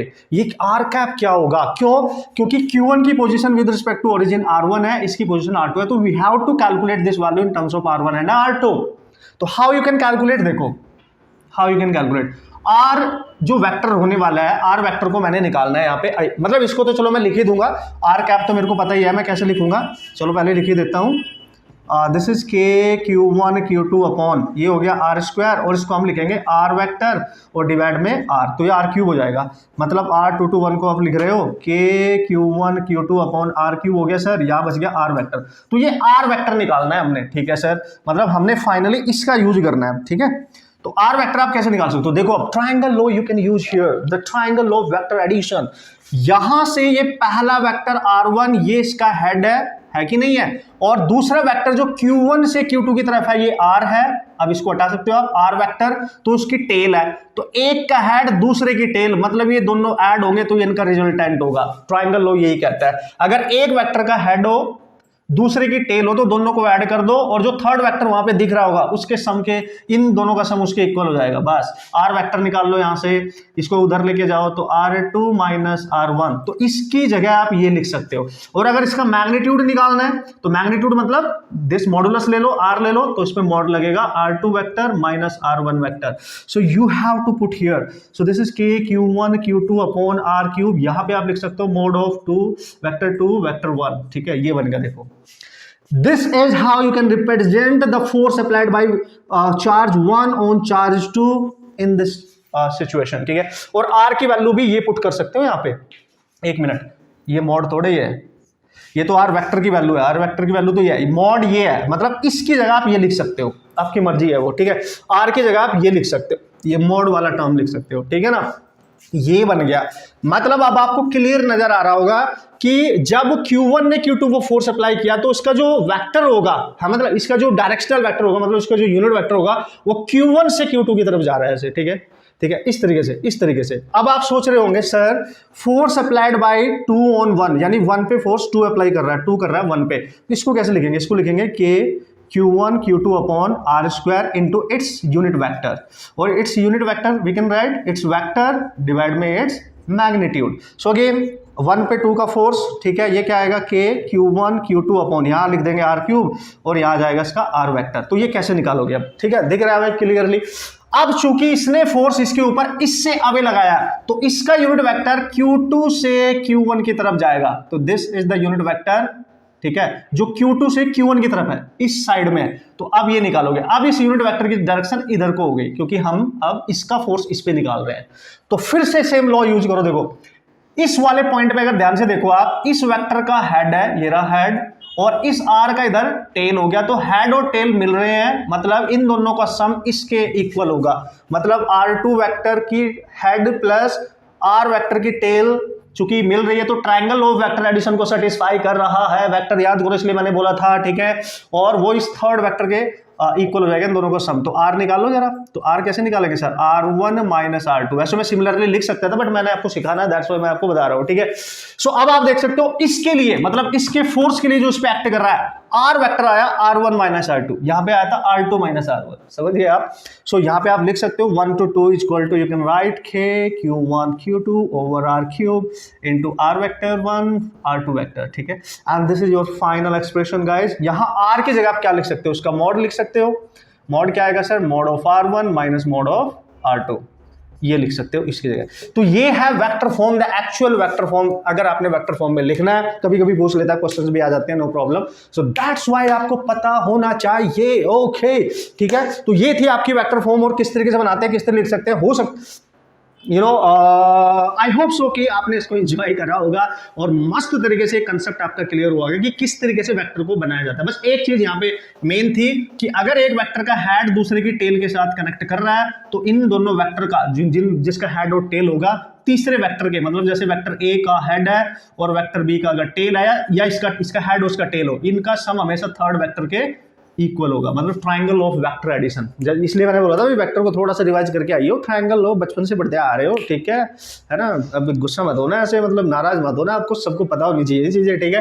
अब आप बोलोगे सर अब न्यूमेरिकल कर लेंगे, यस अब कर लेंगे। बस एक चीज और बताऊंगा, ठीक है, वैसे मैंने वो ऑलरेडी आप सबको बता रखी है, सिखा रखी है, और मैंने कल मतलब मैंने आपको बोला भी था कि आप फोर्स रेजोल्यूशन करना आपको आना चाहिए, मतलब अगर एक चार्ज पे बहुत सारे चार्ज मिलकर फोर्स अप्लाई कर रहे होंगे तो उनका नेट रिजल्टेंट कैसे निकालता है, जैसे हमने ग्रेविटेशन में भी किया था, ठीक है। तो मतलब मेरे को पता है, आपको पता है, बट फिर भी जल्दी से डिस्कस कर लेता हूं, 2 मिनट का काम है, उसके बाद न्यूमेरिकल ही तो फोड़ने हैं, सारे टाइप के न्यूमेरिकल फोड़ने हैं, ठीक है। बस अभी टाइप 1 है, टाइप 2 आना बाकी है, बहुत इंतजार कर लिए उसके लिए, ठीक है। तो ये इसको जल्दी से देख लेते हैं, लास्ट पॉइंट, उसके बाद करते हैं न्यूमेरिकल प्रॉब्लम जिसका आपको इंतजार है मस्त तरीके से। अच्छा, यहाँ पे मैंने लिखा है कि हाउ टू फाइंड नेट या resultant force on a single charge, ठीक है sir, due to N number of charges. मतलब देखो ना, वही वाली बात है, सपोज करो मैं गुंडों के बीच में फंस गया, ठीक है, मैं अकेला बंदा गुंडों के बीच में फंस गया, जैसे फिल्मों में नहीं होता, लाइक हम फिल्में देखते हैं, ठीक है, आप गेम भी खेलते हैं, हॉलीवुड बॉलीवुड बहुत सारी मूवीज आप देखते हैं, ठीक है, आजकल तो साउथ इंडस्ट्री बहुत बूम पे है, तो बहुत सारी मूवीज आपने देखी होंगी। तो एक बंदा अकेला फंस चुका है, अब उसको मारने वाले बहुत सारे आ गए, तो मेरी भयंकर पिटाई होने वाली है, कोई इधर मारेगा, कोई इधर, कहीं भी, मतलब कोई कैसे भी मार रहा होगा, तो मेरे ऊपर बहुत सारे फोर्स एक्ट करेंगे। इमेजिन करो जब किसी की आपकी लड़ाई बचपन में अगर किसी के साथ हुई होगी तो, और आपकी पिटाई हुई होगी तो कितने लोगों ने मिलकर आपको पीटा होगा, ओके, इमेजिन करो, ओके। सो या आपने किसी को पीटा होगा, ऐसे भी देख सकते हो, थोड़ा सा ऐसे जरूर थोड़ा ही है कि पिटाई होगी, नहीं तो यार एक बंदा जब दोनों के बीच में फंस जाए तो बहुत सारे बंदे उसको मिलकर पीट रहे होते हैं, मतलब वो सारे फोर्स लगा रहे हैं उसके ऊपर। तो जब मैं अपने घर जाऊंगा ऐसे करके मर गया, ठीक है, तो मेरे से पूछा जाएगा भाई क्या हुआ, भाई बहुत लोगों ने मारा, मेरे को कूटा पकड़ के, ठीक है, तो मेरे ऊपर फोर्स लग रहे थे, और फोर्स की डायरेक्शन अलग अलग हो सकती है, कोई इधर मार रहा है, कोई ऐसे मार रहा है, कोई ऐसे मार रहा है, ठीक है, कोई लात मार रहा है फटा, तो फोर्स भी लग रहा है, मैग्नीट्यूड भी, चोट भी लग रही है और डायरेक्शन भी डिफरेंट थी, कोई ऐसे कैसे भी मार सकते हैं ना यार, ठीक है। सो इस अकेले बंदे के ऊपर बहुत सारे फोर्सेस जो एक्ट करे, उनका रिजल्टेंट मेरे ऊपर एक्ट हुआ है और उस रिजल्टेंट ने मेरे को तोड़ा है, ठीक है, मेरे को मोड़ा है, ठीक है, ऐसे ऐसे करके जाऊंगा फिर, ठीक है। तो वो सारा रिजल्टेंट आप वेक्टर के अकॉर्डिंग कैसे कैलकुलेट कर सकते हो, ठीक है, ये हम बात कर रहे हैं बेसिकली कि जैसे दो ही, जरूर थोड़ी कि दो ही चार्ज हो गए, एक दूसरे फोर्स लगाए जा रहे हैं, मैं और आप एक दूसरे में थप्पड़ मारे, भाई और भी बहुत सारे आ सकते हैं ना भाई, किसी एक पर्टिकुलर पे फोर्स अप्लाई करने के लिए, समझ पा रहे हो आप, यही सीखना है बस, ठीक है। तो अब अच्छा हाँ, एक चीज और जो अभी अभी हमने सीखा है, अभी हमने क्या सीखा था कि जब 1 पे फोर्स अप्लाई किया 2 ने, तो हमारा फॉर्मूला आता, चूंकि 1 पे फोर्स हो रहा है तो उसी की पोजीशन में से सब्ट्रैक्ट करना है, ऐसे याद रखने का तरीका, Q1 Q2 अपॉन R³ लिख देंगे और R1 vector minus R2 vector ये लिख देंगे। देखो 1 पे फोर्स कर रहा है 2, तो जिस पे फोर्स हो रहा है उसी की पोजीशन में से दूसरी को सब्ट्रैक्ट कर दे, अगर आपको डायरेक्ट याद रखना है ना, आपको सॉल्व नहीं करना है, तो टेक्निक बता रहा हूं, ठीक है। लेकिन अगर 2 पे फोर्स कर रहा है 1 2 पे कर रहा है, तो 2 वाले के वेक्टर में से सब्ट्रैक्ट कर देना, ऐस करो, कैसे सर, R2 माइनस R1 कर देना। अब देखो क्या फर्क है दोनों में, दोनों सेम ही है, बस यहाँ 1 माइनस 2 है, यहाँ 2 माइनस 1 है, मतलब नेगेटिव साइन का फर्क है। अगर मैं इसको नेगेटिव कर दूं तो ये R2 माइनस R1 नहीं हो जाएगा, तो मतलब वी कैन से 1 2 पे अप्लाई कर, 2 1 पे अप्लाई करे, या ठीक है, या 1 2 पे अप्लाई करे फोर्स, ये दोनों सेम ही होते हैं, बस अपोजिट होते हैं, आप देख सकते हो, ठीक है। यही तो प्रूफ था जो हमने शुरू में देखा था, मतलब इनका मैग्नीट्यूड हमेशा सेम रहेगा, अपोजिट होंगे बस, ठीक है। Newton third law, okay. So ये आप देख सकते हो, और याद रखने का डायरेक्ट तरीका बता दिया मैंने आपको, ठीक है बॉस, आपको डिराइव नहीं करना पड़ेगा, ठीक है। और ये जो आर है, इस आर वेक्टर को क्या लिखोगे, ये आर का मतलब मैग्नीट्यूड उस आर वेक्टर का, तो ये क्या होगा सर, इसके लिए अगर लिखना है तो mod of R1 minus mod of R2, अगर सर इसके लिए लिखना हो तो इसको लिखोगे mod of R2 minus mod of R1, ऐसे लिख सकते हो। ये डायरेक्ट तरीका बता रहा हूं मैं याद करने का, ओके। अब आ जाओ वापस इधर, तो क्या हुआ, बंदा अकेला फंस गया बॉस, ठीक है यार, अकेला फंस गया यार, अब क्या करना, Q0 मान लो उसको आप, ये अकेला चार्ज है, पॉइंट चार्ज है, बहुत सारे पॉइंट चार्ज इसको पीटने के लिए आ गया और लड़ाई होने वाली भयंकर। अब यार साउथ इंडस्ट्री के कोई हीरो तो है नहीं कि अकेला ही सबको फोड़ डालेगा, ठीक है ना। वैसे तो आजकल सभी फोड़ रहे होते हैं, जैसे अभी एक मूवी आई है ब्लैक एडम, ठीक है, तो अकेला बंदा सुपर पावर है उसके पास, ठीक है, सुपर पावर है ना, अकेला बंदा सबको फोड़ रहा होता है, बट वैसे तो यार रियलिटी में नहीं होने वाला, ठीक है। तो बहुत सारे बंदे अगर हैं और आप कहीं फंस जाओ ऐसी जगह मोहल्ले में, और आपने कहीं पे पार्टिसिपेट कर लिया कि चलो चलते हैं भाई लड़ाई लड़ने, और आप गलती से अकेले फंस गए उनकी गैंग में, दूसरे वालों की गैंग में, तो भाई निकल लेना पतली गली से, हीरोपंती मत दिखाना वरना बहुत कूटे जाओगे, ठीक है। सो रियलिटी में this is not possible, okay. हाँ, अगर तुम हल्क की तरह हो, हट्टे कट्टे बेहतरीन से, तो फिर डरने की जरूरत नहीं, फिर तुम फोड़ सकते हो 10-15 को एक साथ, ठीक है, but that is also not in reality, बहुत रेयर होगा, ठीक है, परसेंटेज कम है। तो ये इसकी पिटाई होनी है, बस ये मान लो कि इसकी पिटाई होनी है। तो Q1 Q2 पिटेगा, सबने घेर लिया, देखो कहीं भी हो सकती है ना चार्ज, तो सबने घेर लिया, कहां तक, Q1, n number of charge हो सकते हैं, मतलब बहुत सारे चार्ज, 10 20 30 40 जितने भी होंगे, ठीक है। नॉर्मली न्यूमेरिकल में वो इन्फिनिटी तक भी जाएगा, इन्फिनिटी तक भी जाएगा, है ना। तो नॉर्मली 4 5 चार्ज या 6 चार्ज का लेकर नॉर्मली क्वेश्चन बनाएगा, बट एक केस वो भी बन सकता है जो इन्फिनिटी तक जा रहा होगा, ठीक है। सो कोई टेंशन नहीं है। अब वो डिपेंड करेगा कि इस बंदे की पिटाई ये चार्ज कैसे करेंगे। सपोज करो ये प्लस है, ये माइनस है, फिर ये प्लस है, फिर ये प्लस है, फिर ये माइनस है, फिर ये माइनस है, फिर ये प्लस है, ऐसे है, मतलब ये इन चार्ज का मैग्नीट्यूड तो कुछ भी हो सकता है ना। और ये वाला जो बंदा है ये भी कुछ भी हो सकता है, अगर इसके बारे में कुछ नहीं बोला तो हमेशा पॉजिटिव लेना है। अगर कोई चार्ज जस्ट चार्ज लिखा हुआ है कि चार्ज Q है, तो वो हमेशा प्लस ही लेना है ऑब्वियसली, ठीक है, जब तक कुछ ना बोला जाए कि माइनस है। तो देखो ये बंदा कैसे मारेगा, ये भी प्लस, ये भी प्लस। अब मैंने आपको बता रखी है सारी सिचुएशन, पहले इनका साइन चेक करो, ये प्लस है सर, यस, ये भी प्लस है सर, यस, तो पहले इनको ज्वाइन करना होता है, बिल्कुल सर, ज्वाइन कर देंगे। फिर इस ज्वाइन करने वाली इन दो चार्ज के बीच में जो कनेक्शन लाइन है उसी पे फोर्स एक्ट करेगा, ठीक है। अब वो फोर्स कैसे होगा, मतलब ये बंदा जब इसमें फोर्स अप्लाई करेगा, ठीक है, समझना, तो ये इसको अपनी तरफ खींच के मारेगा अवे, ऑब्वियसली दोनों के में रिपल्शन होगा, तो इसी लाइन के लोग इसका फोर्स इधर जाएगा। मैं बिल्कुल वही टेक्निक बता रहा हूं आपको, जिस तरीके से क्वेश्चन आपने करने हैं, न्यूमेरिकल करने हैं, ठीक है। ओके सर, इसका इधर जाएगा ना कि इधर, ठीक है। अब ये वाला नेगेटिव है, तो पहले इनको ज्वाइन कर दो, कर दिया सर। ये नेगेटिव है, ये पॉजिटिव, मारने वाला ये पिटने वाला है, तो ये नेगेटिव उसको अट्रैक्ट करके मारेगा ऐसे, तो इसका फोर्स इधर आएगा। होप सो आप समझ रहे होंगे कि क्या टेक्निक, ये ही आना चाहिए यार, ये ही आना चाहिए, है ना। इससे ज्यादा में कुछ बाकी तो किताबों में लिखा है ना, but how to use the concept to solve the problem, ये मेन होता है। कहीं से भी सीख लो, ये मेन होता है। एक बार जिसने सीख लिया वो खोट डालेगा, ठीक है।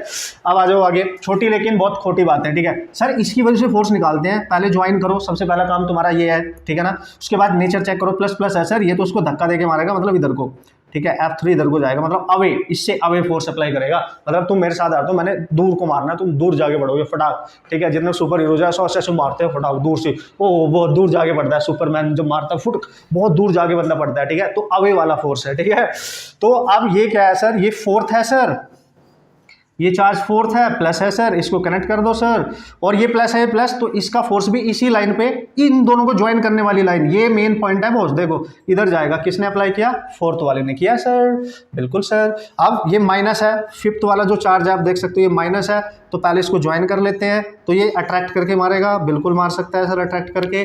फिर ये भी माइनस है, आप देख सकते हो जो सिक्स्थ चार्ज है, ऐसे बहुत सारे चार्ज हो सकते हैं, इसको भी ज्वाइन कर दो तो ये भी अट्रैक्ट करेगा अपनी तरफ, तो ये सिक्स्थ वाला हो गया। इसकी बहुत सारी पिटाई हो रही है, कोई इसको बेचारे को दूर से मार रहा है, कोई खींच के मार रहा है, मतलब आफ्टर ऑल यू कैन सी इसमें बहुत सारे फोर्स लग रहे हैं, आफ्टर ऑल यू कैन सी, ठीक है। और जो एनथ है, एनथ वाला, अब वो प्लस हो माइनस हो, जैसे मैंने यहाँ प्लस ले लिया है, अगर ये प्लस है तो इसकी लाइन ऑफ एक्शन ऐसे आएगी इधर को, ठीक है, तो इसका फोर्स इधर आ जाएगा। तो देखो इस बेचारे पे कितने फोर्स लग रहे हैं, और वो उनकी डायरेक्शन अलग अलग हो सकती है, उनका मैग्नीट्यूड अलग अलग हो सकता है, क्योंकि ये वेक्टर क्वांटिटी है। तो इस पे एक्ट करने वाला, मतलब जिस बंदे की पिटाई होगी उस पे कितने लोगों ने मिलकर पीटा, उन सब का ऐड कर लो, उन सबको एल्जेब्रिकली ऐड कर लो, वेक्टर के अकॉर्डिंग ऐड कर लो, वो रिजल्टेंट जो होगा वो नेट इफेक्ट निकल जाएगा कि इतना इस पे चोट लगी है बंदे को, ठीक है। तो इसके ऊपर जो नेट फोर्स लगेगा, you can calculate that net force on that particular charge. सबको डायरेक्शन के अकॉर्डिंग ऐड कर देंगे, पहले ने कितना अप्लाई किया, दूसरे ने कितना किया, तीसरे ने कितना किया, वेक्टर मतलब उनकी डायरेक्शन के अकॉर्डिंग ऐड करेंगे, एंड लास्ट वाले ने कितने किया, बस this is how you can add them direct, ठीक है। अब सर वेक्टर में रिजल्टेंट निकालते कैसे हैं, वो सब कुछ सिखा रखा है मैंने, देखो यार मेरे को यहाँ बताने की कोई जरूरत नहीं होनी चाहिए, प्लीज ट्राई टू अंडरस्टैंड, ठीक है। अगर इस बंदे के ऊपर यही बता रहा हूँ, देखो छोटे से में ही, ठीक है। पॉइंट नंबर 1 फिर से बता रहा हूं, अभी वैसे बताया था, अगर इस बंदे के ऊपर मान ले Q0 है, सारे फोर्स एक ही डायरेक्शन में आ गए, बहुत सारे हो सकते हैं एक ही डायरेक्शन में, F1 F2 छोटे छोटे लिख रहा हूं मैं, F3 एंड सो ऑन, तो सारे एक ही डायरेक्शन में है, तो सबका जो इस पे जो नेट फोर्स होगा, रिजल्टेंट सबका एडिशन होगा, direct you can add them, direct you can add them, जितने भी होंगे उनका रिजल्टेंट निकालने के लिए सबको ऐड करो, क्योंकि सबके बीच में एंगल एक ही डायरेक्शन है, तो एंगल 0 होगा, तो सम ही आएगा उनका, ठीक है। पॉइंट नंबर 2, अगर इस बंदे के ऊपर कुछ फोर्स इधर एक्ट कर रहे हैं, कुछ इधर एक्ट कर रहे हैं, ठीक है, ठीक है, कुछ इधर, मतलब एक दूसरे के अपोजिट है, तो इनके बीच का एंगल देखो 180 है, क्योंकि अपोजिट है, तो नेट फोर्स निकालने के लिए आप डिफरेंस निकालेंगे। मान लिया फिलहाल 1 और 2 दो ही फोर्स लग रहे हैं, एक इधर, तो उन दोनों का डिफरेंस निकालना है, डायरेक्ट बता रहा हूं कि क्या याद रखना है, और ये मैंने पहले भी बहुत बार सिखाया यार, ये तो मतलब छोटी छोटी मतलब खोटी बातें हैं। तीसरा, अगर सर इस बंदे के ऊपर एक फोर्स एक्स एक्सिस पे लगा रखा है किसी ने, एक वाई पे, तो देख सकते हो इनके बीच का एंगल चेक करना होता है अल्टीमेटली, उस पर्टिकुलर चार्ज पे एक्ट करने वाले फोर्सेस के बीच में एंगल क्या है वो मेन होता है, ठीक है। अब आप देख सकते हो एक एक्स पे एक वाई पे है, तो दोनों के बीच एंगल 90 है, तो इसका रिजल्टेंट जो आएगा वो आएगा अंडर रूट, केवल 2 के लिए बात कर रहा हूं, ठीक है, ये आ जाएगा। अब आप बोलोगे यार सर अगर ऐसा हो गया तो कैसा, इधर देखो, अगर सर ऐसा हुआ, ठीक है जी, अगर ऐसा हुआ, एक फोर्स तो चलो यहाँ पे ऐसे लग रहा है, ठीक है, फिर देखो ना इस पे एक नहीं बहुत सारे हो सकते हैं, बहुत सारे फोर्स, तो चूंकि एक डायरेक्शन में सबका एक ही बन जाएगा रिजल्टेंट, फिर इधर भी बहुत सारे हो सकते हैं, तो इनका एक ही रिजल्टेंट बन जाएगा, लेट्स सी F2, लेकिन इनके दोनों के बीच में जो एंगल है थीटा है, और अगर एंगल ना तो 0 है, जैसे यहाँ पे जब एक ही डायरेक्शन होता है तो एंगल 0 होता है, अपोजिट है तो 180 होता है, 90 है तो फिर ये वाला रिजल्यूशन यूज कर सकते हो, ना 0 है ना 180 है ना 90, अदर देन दीज 3 एंगल्स, अगर इनके अलावा कुछ और है तो इनका जो रिजल्टेंट फोर्स होगा, जो नेट आएगा, तब आप पैरेललोग्राम मेथड यूज कर सकते हो, F1 square F2 square plus 2 F1 F2 into cos theta, then you can use this method, या रिजोल्व करके भी सॉल्व कर सकते हो, मतलब करना तो आफ्टर ऑल यही पड़ेगा ना फिर भी, ठीक है। तो ये है, and theta is the angle between these two forces, F1 F2 आप निकाल लेंगे फॉर्मूले से, जो भी कूलम्ब्स लॉ है। तो ये था कि आपने ऐड कैसे करना है बॉस, मजा आ गया, देख लिया हमने, अब इसको अप्लाई करना है मस्त तरीके से, और जब अप्लाई करेंगे, जब क्वेश्चन करेंगे तभी पता चलेगा ना कि क्वेश्चन कैसे आते हैं और किस तरीके से आपने उनको उड़ाना है, फोड़ना है, ठीक है। चलिए अब आगे बढ़े बॉस, ओके। तो कुछ एग्जांपल लेके पहले आपको अप्लाई करना सिखाता हूँ। टाइप 1 है जिसे हम अप्लाई करना सीख जाएंगे, उसके बाद हर टाइप की कैटेगरी क्वेश्चन मैं यहाँ पे लेने वाला हूँ आपके वास्ते, जिससे हर कॉम्पिटेटिव एग्जाम नीट और जे मेंस के क्वेश्चन सॉल्व करने आपको आ जाए कि यार अब इतना ईजी हो गया, यस इतना ईजी हम करने वाले हैं इसको, ठीक है। तो एक बहुत प्यारा सा क्वेश्चन मैंने यहाँ पे लिया, उसने बोला कि find the force, electric force between these two charge, ठीक है। आपसे पूछा है फाइंड इलेक्ट्रिक फोर्स, फोर्स है नॉट फील्ड, ठीक है, electric force between two given. Okay sir, समझ गए, मत लिखो, समझ गए, फिर मैं लिख देता हूं, थोड़ा फील आता है ना। Both charge, if nothing is say about the medium between them, both charge you just consider in air, means vacuum, ठीक है, आप मान सकते हैं, मतलब इनके बीच में जो मीडियम है वो एयर है, वैक्यूम है, फ्री स्पेस है, ऐसे मान के चलना है, ठीक है, अगर कुछ नहीं बोल रहा है। तो इन दोनों के बीच में कितने चार्ज हैं सर? 1 माइक्रोकूलम 1 माइक्रो, दोनों ही सेम है। अगर इसको आप Q1 मान लो, इसको Q2, मतलब ये आप बोलोगे यार सर क्या मजाक कर रहे हो क्या, मतलब इतना आसान सा रद्दे से क्वेश्चन देके, नहीं मजाक नहीं कर रहा हूं, पहले सीख लेते हैं ना कि फॉर्मूला कैसे अप्लाई करना है, कभी कभी मजाक मजाक में ही खेल हो जाता है, ठीक है। तो यार कर लेते हैं ना जल्दी से, तो पहले इजी, फिर धीरे धीरे धीरे बढ़ेंगे तो मजा आएगा। अच्छा सर क्या पूछा है? इलेक्ट्रिक फोर्स पूछा है बिटवीन टू गिवन चार्जेस, बिल्कुल सर, मतलब दो चार्ज है तो उनके बीच में जो फोर्स होता है, क्योंकि वो दोनों चार्ज पर डिपेंड करता है, तो K Q1 Q2 over R square लिखेंगे सर, बिल्कुल। तो कैसे लिखेंगे? K की वैल्यू आपको पता है 9 × 10⁻⁹, Q1 कितना है सर? 1 माइक्रो -6, बताया था मैंने आपको। Q2 भी 1 माइक्रो -6 लिखो उसको। डिस्टेंस कितनी है सर? 3 सेंटीमीटर को मीटर में बदल दो, का स्क्वायर सोल्व कर लो महाराज। ये 3 का स्क्वायर 9, ये 9 तो हो गया कैंसिल, तो ये -12 है और ये 3 है, ये प्लस का 9 है, ये -12 हो गया, तो ये कितना हो गया? 9 12, यानी 10⁻⁻2 बचेगा, नीचे 10⁻⁻4 बचेगा, तो ये कैंसिल, तो 100 न्यूटन आ रहा है आई थिंक, ठीक है। क्या मैंने कुछ गलत किया है? Oh no no no, this is 3, क्योंकि 9 और 12 3 बचेगा, मैं क्या क्या गणित लगा रहा हूँ, 10 आएगा, ठीक है। This is 10 Newton, okay, this is the force 10 Newton between them. सोचो इतने कम ये वैल्यूज के चार्ज हैं, 1 माइक्रोकूलम 1 माइक्रोकूलम, इनके बीच में जो फोर्स एक्ट कर रहा है basically that is what? 1 microcoulomb, मतलब ये भी प्लस, तो इसका फोर्स इधर जाएगा। सपोज करो उसको 1 माना है तो 2 पे 1 का फोर्स इधर जाएगा और इस पे इसका फोर्स इधर जाएगा, 1 पे 2 का, लेकिन दोनों सेम है। अगर आपसे कोई पूछे भाई इसका इस पे फोर्स निकालो या इसका इस पे, भाई दोनों म्यूचुअल फोर्स है यार, दोनों सेम होंगे। 1 का 2 पे मतलब 2 का 1 पे, या 1 ये है 2 का 1 पे, या फिर यू कैन से 2 पे 1 का, मतलब ये दोनों सेम है। कितना सर? 10 न्यूटन, ठीक है, क्योंकि म्यूचुअल फोर्स है, दोनों के प्रोडक्ट पे डिपेंड करता है, it doesn't depend upon individual charge, just like gravitation, okay, individual पे डिपेंड नहीं करता। पता चला आपसे कोई पूछे मैं यार 10 माइक्रोकूलम ले लूं कि बताओ इसका ज्यादा होगा कि इसका, भाई दोनों का सेम होगा, क्योंकि it depends upon both charge, not the individual charge, ध्यान रखना, ठीक है। हाँ सर मजा आ गया, मतलब ये तो वाह, खुश हो गए ना क्वेश्चन करके। क्वेश्चन नंबर 2 पे चलते हैं, एग्जाम्पल ले रहा हूं मैं पहले सारे के सारे, ठीक है। अच्छा थोड़ा सा बढ़ाते हैं सिलसिला ये चाहतों का, ठीक है। ओके सर, एक एक्स एक्सिस मैंने ले ली है और एक चार्ज कुछ यहाँ पे लिख दिया Q, और इधर कोई चार्ज रखा है कैपिटल Q, यहाँ रखा है 2Q। How to apply the formula? First of all we are going to learn the method, okay. So we have to calculate the net force acting on this charge which is kept at point A। सो A पे जो charge रखा है उस पर net force कितना लग रहा है, ये निकालना है। अब एक चीज बहुत बेहतरीन होने वाली है यहाँ पे, मतलब मजा आने वाला, देखते जाओ, ठीक है। तो पहले देखो, जिस पे फोर्स निकालना है मतलब उसकी पिटाई होनी है, पहले ये समझना है कि किसकी पिटाई होनी है, फिर जिसकी पिटाई होनी है उसको छोड़ दो, उसको इग्नोर कर दो अब, ठीक है। अब ये ढूंढो कितने लोग मिलकर पीटेंगे उतने ही फोर्स होते हैं, बस उनका रिजल्ट निकालना है फिर, ठीक है। ओके, मतलब पिटाई इसकी होनी है, पीटने वाली ये दोनों है, तो इसको मान लो Q1 और इसको मान लो Q2, तो दो बंदे मिलकर इसको पीटेंगे। अब पीटने के लिए कोई खींच के मार सकता है, कोई दूर से मार सकता है, ये भी चेक करना ही पड़ेगा। और जब ये पता चल जाएगा कि कौन किधर को फोर्स अप्लाई कर रहा है तो हमें डायरेक्शन मिल जाएगी, उसके अकॉर्डिंग हम अपने रिजल्टेंट का फॉर्मूला यूज कर लेंगे जो मैंने अभी बताया है। अब क्या करेंगे सर? देखो भाई, पहले जब इसकी पिटाई होनी है, ऐसे नहीं कि दोनों ही इसको पेटने लगेंगे, ऐसे मत करना, पहले एक का देखो फिर दूसरे का देखो। अभी आप धुरंधर नहीं हो, अभी आप प्रैक्टिस में हो, ठीक है, अभी अपना प्रोसेस बिल्ड करो, ठीक है। तो ये वाला बंदा इसको कैसे पीटेगा? खींच के या दूर इसको भगा के मारेगा, लाइक अवे करेगा या अट्रैक्ट करेगा। तो ये भी प्लस ये भी प्लस, तो भाई इधर को जाएगा इससे अवे, इन दोनों को ज्वाइन करने वाली लाइन से अवे, तो इसका फोर्स तो गया इधर, ओके ओके। ये वाला भी प्लस ये भी प्लस, तो इसका फोर्स जाएगा इधर, ठीक है, इसका फोर्स आएगा इधर। अब यहाँ पे क्या है कि इनके बीच की डिस्टेंस नहीं डिफाइंड है, तो कोई बात नहीं, मान लेंगे ना, क्योंकि अभी तो हम सीख ही रहे हैं। नेट फोर्स निकालना है किस पे सर? Q चार्ज पे नेट फोर्स, ठीक है सर।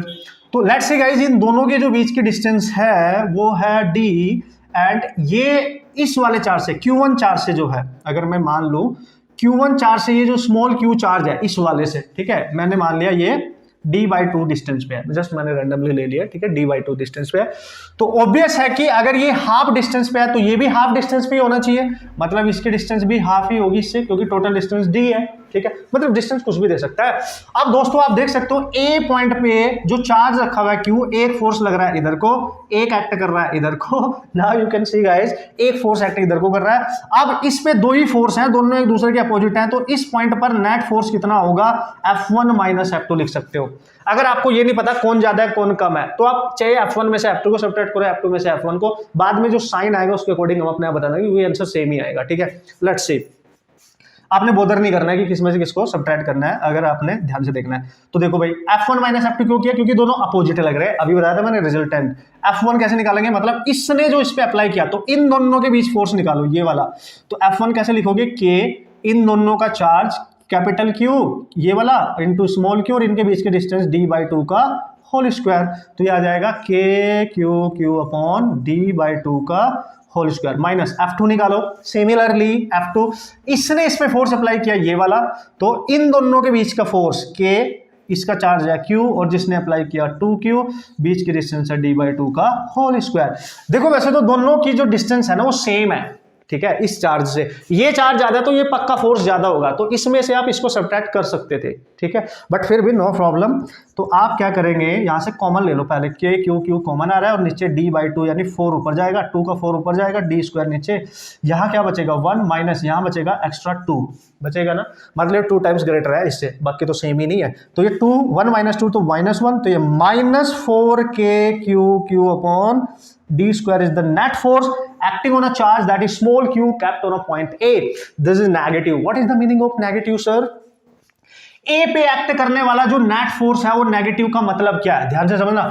चूंकि ये जो बड़े वाला चार्ज है ये राइट में रखा है, छोटे वाला चार्ज इधर रखा है, तो इस पे एक्ट करने वाले देखो दो फोर्स लग रहे हैं, एक इधर, ठीक है ना, एक इधर लग रहा है, तो एक इधर लग रहा है। तो आपने देखा सर, चूंकि इसका चार्ज ज्यादा है, डिस्टेंस देखो ना, फोर्स किस किस पे डिपेंड करता है, चार्ज के मैग्नीट्यूड पे और डिस्टेंस, तो डिस्टेंस तो हो गई सेम, तो अब डिपेंड करेगा केवल चार्ज के मैग्नीट्यूड पे, Q1 पे और Q2 पे, ठीक है ना। अब देख लो कौन सा चार्ज ज्यादा है, तो ऑब्वियसली ये ज्यादा है, तो इसका फोर्स ये ज्यादा होगा, तो इस पे एक्ट करने वाला नेट फोर्स इधर आएगा, मतलब लेफ्ट डायरेक्शन में, इधर होती है -x एक्सिस, तो आप देख सकते हो इसलिए माइनस आया है, समझ गए आप, इसीलिए ये माइनस आया है, मतलब नेट फोर्स इस पे इधर को जा रहा होगा, इधर को, ठीक है, आप समझ गए मेरी बात, मतलब इस पे एक तरीके से जो नेट फोर्स लग रहा है वो इस डायरेक्शन में लग रहा होगा।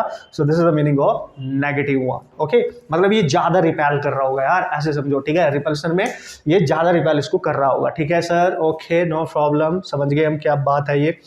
तो ये हो गया अप्लाई करने का तरीका। धीरे धीरे मैं लेवल बढ़ाते जाऊंगा दोस्तों, धीरे धीरे मैं पॉइंट चार्ज की मैं बात कर रहा हूँ, बॉडी चार्ज की हमने यहाँ कोई बात नहीं करी है अभी तक, ठीक है, that's why you have to remember this कि how to apply the formula to solve the problems, है ना, बस मेन तो यह है कि अप्लाई कैसे करना है। अभी नेक्स्ट चलते हैं नेक्स्ट क्वेश्चन की तरफ। ओके बॉस, तो जल्दी से एक दो क्वेश्चन और देख लेते हैं, उसके बाद कुछ स्पेसिफिक जो क्वेश्चंस होते हैं जो कंपटीशन में आ चुके हैं, आने वाले हैं, या उस टाइप की पॉसिबिलिटी होगी जो क्वेश्चन आ सकते हैं, ठीक है, उनकी डिस्कशन करूंगा मस्त तरीके से, ठीक है। देखना, पहले हम इनके थ्रू हम जस्ट अप्लाई करना सीख रहे हैं कि how to apply this formula and how to calculate the resultant, nothing else, okay, मतलब इसके बाद हमारा एक कॉन्फिडेंस बढ़ जाएगा कि जो इसके बाद में जो आपको क्वेश्चन टाइप 2 देने वाला हूं उसमें आप किस तरीके से खेल के आओगे, ठीक है, सारे कॉम्पिटिटिव प्रॉब्लम्स टाइप, है ना। तो कम ऑन, तो यहाँ पे एग्जांपल नंबर 3, वैसे क्वेश्चंस मैंने ग्रेविटेशन में भी आपको कराए थे, मैंने आपको बताया था बस जहां पे चार्ज है वहां पे मास हुआ करता था, ठीक है, वह मास हुआ करता था, तो ये सब कुछ हमने कर रखा है। इसमें इस डायग्राम में आपको क्लियर देख रहा है, एक ट्राइंगल है, उसके हर वर्टेक्स पे, ये वर्टेक्स A है, लेट्स सी ये B है, ये C है, एक चार्ज रखा हुआ है, सेम चार्ज है, देखो Q Q Q, साइन भी सेम है, मैग्नीट्यूड भी सेम है, और ये एक right angle, sorry, equilateral triangle है, इसकी ईस्ट साइड आप देख सकते हो A है, मतलब हर दो साइड के बीच का एंगल जो होगा 60 एंड दिस इज ऑल्सो 60। उसने बोला जो A पॉइंट पे चार्ज रखा है ना Q, इस पे नेट फोर्स निकालो कितना लग रहा है, मतलब A की पिटाई होनी है, ये दोनों पिटने वाले हैं, बस हो गया। अब ये देखो, बस A पे जो फोर्स लगेंगे वो किस डायरेक्शन में लगेंगे, बस ये देखना है। अब चलो आ जाओ, इसकी पिटाई होनी है, पहले इनका नेचर चेक करो, ये भी प्लस ये भी प्लस, तो इन दोनों को ज्वाइन करने वाली लाइन के अलोंग इधर को ये बंदा इसको धक्का देकर ऐसे फोर्स अप्लाई करेगा, यानी जो ये वाला जो B पे रखा है, B का फोर्स जाएगा इधर इसके ऊपर, क्लियर है सर। फिर ये वाला C वाला बंदा भी इस पे, ये भी प्लस प्लस, तो इन पहले को इन दोनों को ज्वाइन करेंगे, तो इस पे जो ये फोर्स एक्ट करेगा इन दोनों को ज्वाइन करने वाली लाइन के अवे, क्योंकि रिपल्सिव फोर्स है, तो दिस इज एफ सी। अब आप देख सकते हो ए पॉइंट पे केवल दो फोर्स है, एक इधर है एफ सी और एक इधर है एफ बी, और इनके बीच का जो एंगल है ये 60 है, तो ये भी 60 ही तो होगा, तो ये 60 ही होगा सर बिल्कुल। तो इस पॉइंट ए पे जो नेट फोर्स है, देखो देखो इन दोनों के बीच का एंगल है पता है, ये एंगल पता है थीटा कितना है सर 60 डिग्री, तो रिजल्टेंट ये रहा। तो मैंने आपको बताया था जब एंगल ना तो 0 ना 180 हो ना 90 हो, अदर देन दिस 3 एंगल, तो आप रिजल्टेंट फॉर्मूला यूज कर सकते हो। ए पॉइंट पे जो नेट फोर्स आएगा, इसके ऊपर जो नेट फोर्स लगेगा इन दोनों की वजह से, you can use this formula F B का स्क्वायर मतलब F1 plus F2 plus something, है ना, एफ, चूंकि ये इसको मान लो यार F1, इसको मान लो यार F2, ऐसे मान सकते हो ना, ठीक है। तो एफ सी का square plus 2 F B F C into cos of 60, बस अब आप सॉल्व कर सकते हो, no problem guys, no problem. कैसे सर? अगर आप यहाँ पे एफ बी का फोर्स निकालो, इसने इसके ऊपर कितना अप्लाई किया, तो दोनों का चार्ज लो सेम ही तो है सर, दोनों के बीच की डिस्टेंस इतनी आ गई, तो कितना आया देख लो, कितना आया के Q square upon A square आया। सिमिलरली अगर आप यहाँ पे एफ सी की वैल्यू निकालो, यानी इसने इस पे कितना फोर्स अप्लाई किया, तो के इंटू इन दोनों का चार्ज, क्यू क्यू सेम है, क्यू स्क्वायर हो जाएगा, बीच की डिस्टेंस भी सेम है। देखो एफ सी और एफ बी दोनों की वैल्यू सेम आ रही है, मतलब you can write F B equal to F C, लिख सकते हैं ना, दोनों की वैल्यू सेम है, मतलब इसकी जगह ये लिख सकते हो, तो इससे ज्यादा जल्दी हो जाएगा। एफ सी की जगह एफ बी लिख दो, तो क्या होगा देखो, एफ बी की वैल्यू बाद में पुट करेंगे, ये देखो एफ बी लिख दो यहाँ पे प्लस 2 एफ बी यहाँ पहले से ही है, एफ सी की जगह एफ बी आ गया, cos 61/2 होता है, ये कैंसिल, तो आप देख सकते हैं गाइस ये 2 हो गया 2 एफ बी का स्क्वायर प्लस एफ बी का स्क्वायर, तो ना you can see under root में 3 एफ बी का स्क्वायर, तो ए पे नेट फोर्स आ रहा है अंडर रूट 3, क्योंकि ये एफ बी इसका स्क्वायर है, तो एफ बी रूट से बाहर आएगा, ये बन गया ओह वाओ। सो अब आप लिख सकते हो एफ ए पे नेट फोर्स आ रहा है under root 3 times of any one force, चाहे बी इसके ऊपर अप्लाई करें या सी, क्योंकि यहाँ पे चार्ज सेम है, दैट्स व्हाई फोर्स सेम है, एक भी चार्ज अलग हो जाएगा तो फोर्स अलग अलग हो जाएंगे, फिर आपको अलग अलग कैलकुलेट करके पुट करना है। तो यहाँ पे पुट कर दो कितना sir, K Q square upon A square, here we go, this is your final answer. कोई बड़ी बात है नहीं यार, बचपन से पढ़ते आ रहे हो यार, 12th में पढ़ा होगा यार, क्या बात कर रहे हो आप, ठीक है ना, बेसिक लेवल पे, ठीक है, बट अप्लाई करना वो जरूरी है ना, वही तो मेन है, वही तो सीखना है सर। वाह यार, ये तो उससे कनेक्ट हो गई, मजा नहीं आ गया, वाह क्या बात है। अब उसने बोला कि इस स्ट्रक्चर में, ये बहुत यूज होता है न्यूमेरिकल करने के लिए, मेंस में, यू नो जेईई मेंस में और नीट के एग्जाम में बहुत ज्यादा यूज होता है ये वाला स्ट्रक्चर। ओके, इसको कराने के बाद एक मैं आपको खुद से करने के लिए दूंगा, वो आप प्रैक्टिस के लिए, यार आप कितने भी क्वेश्चन करो, तरीका आना चाहिए। अब मैं कितने भी क्वेश्चन कर रहा हूँ यहाँ पे, मेरे को तरीका आता है, तो तरीका आपको भी आना चाहिए, वही आपको मैंने सिखाना है, बस उसी पे मैं ज्यादा फोकस करता हूँ। लाइक आपको 1000 क्वेश्चन करना तब इंपॉर्टेंट होता है जब आपके कंसेप्ट क्लियर है, ठीक है। अगर कंसेप्ट ही आपको अप्लाई करने नहीं आते तो वो 1000 बेकार ही है ना, फिर तो आप रट रट के सॉल्यूशन देख देख के कर रहे हो, उसका कोई मीनिंग नहीं है। तो इसलिए पहले अपनी फाउंडेशन को स्ट्रॉन्ग कर लो, फिर फोर्थ डालोगे कंपटीशन की डिमांड यही होती है बेसिकली, है ना। चलो अब क्या करेंगे सर, देखो उसने बोला जो इस पूरे स्ट्रक्चर में, इस डायग्राम में ए पॉइंट पे जो चार्ज रखा है उस पर नेट फोर्स निकालो, मतलब ए वाले बंदे की पिटाई होनी है, तो पीटने वाले कितने हैं, तो ए वाला तो ये रहा सर, इसकी पिटाई होनी है, तो 1 2 3 बंदे पिटेंगे, तो 3 फोर्स आएंगे कि नहीं, चला जा, ये बी पे रखा है तो इसको बी का फोर्स मानेंगे, तो ये प्लस है ये माइनस है, तो ये बी वाला बंदा इसको अवे नहीं अट्रैक्ट करके फोर्स अप्लाई करेगा, यानी बी का फोर्स इधर आएगा, खींच के मारेगा अपनी तरफ, ठीक है। अब ये डी वाला देखते हैं पहले, डी भी प्लस है देख लो, और ये माइनस है, ये भी अपनी लाइन पे ही इस पे फोर्स अप्लाई करेगा खींच के, इसका इधर आएगा। बढ़िया सर, मतलब मजा आ रहा है। तो जो सी वाला है वो भी प्लस है, हाँ सर प्लस है, ये भी इसको अपनी तरफ अट्रैक्ट करके मारेगा इसको, लेकिन इनको पहले ज्वाइन करेंगे, डायरेक्ट ज्वाइनिंग लाइन बनानी होती है ना, उसी लाइन पे फोर्स आएगा, तो ये इसको अपनी तरफ खींचेगा, इसका फोर्स इधर आएगा सी का। अब देखो ए पॉइंट पे जो चार्ज रखा है 3 फोर्स है, इधर है एफ बी, ये जरूर बनाया करो जब तक आपकी हैबिट बिल्ड ना हो, ये बेस्ट तरीका है ये, ठीक है। एफ डी और इधर आ जाएगा एफ सी, ओहो क्या बात कर दी सर आपने। तो ए पे 3 फोर्स हैं, ये वाला और ये वाला फोर्स, अगर आप ध्यान से देखो इन दोनों के बीच में जो एंगल है, इन दोनों के, इसके और इसके 90 डिग्री है, मतलब इन दोनों का रिजल्टेंट निकाल के अगर मैं निकालूंगा तो इसी लाइन पे आएगा कि नहीं आएगा, क्योंकि इन दोनों के बीच में जो एंगल है वो 90 है, और जब 2 फोर्स के बीच में एंगल 90 हो तो इनका रिजल्टेंट इधर आएगा, कितना सर, 90 वाला फॉर्मूला याद करो, एफ बी का स्क्वायर प्लस एफ डी का स्क्वायर डायरेक्ट, ठीक है। तो अगर इन दोनों का रिजल्टेंट इसी लाइन पे ये आ गया, तो ए पॉइंट पे अब 2 ही फोर्स बचे हैं, एक ये वाला और एक ये वाला, इन 2 को आप हटा सकते हो, आप इसको हटा दो, समझ गए, और इसको भी हटा दो, समझ गए होंगे आप। तो ए पे ऐसे होता है तरीका रिजल्टेंट निकालने का। तो ए पॉइंट पे जो नेट फोर्स लग रहा है ना दोस्तों, वो अब क्या लग रहा है, इन देखो ये वाला फोर्स, ये वाला प्लस ये वाला एक ही लाइन पे है, तो दोनों ऐड हो जाएंगे डायरेक्ट, तो इस पे जो नेट फोर्स आएगा एफ ए, इस डायरेक्शन में वो क्या होगा सर, मैं ऐसे लिखूंगा एफ ए जो नेट फोर्स आएगा अब इधर को, ठीक है, इन दोनों के देखो ना दोनों एक ही डायरेक्शन में है तो दोनों ऐड हो जाएंगे, तो ये आएगा F C plus under root F B का स्क्वायर प्लस एफ डी का स्क्वायर। अब हमने क्या करना है, आ चुका है हमारा रिजल्टेंट, हमने क्या करना है एफ सी निकाल लो, एफ बी यहाँ पुट कर दो आंसर, ठीक है, यहाँ पुट कर दो आंसर महाराज, ठीक है।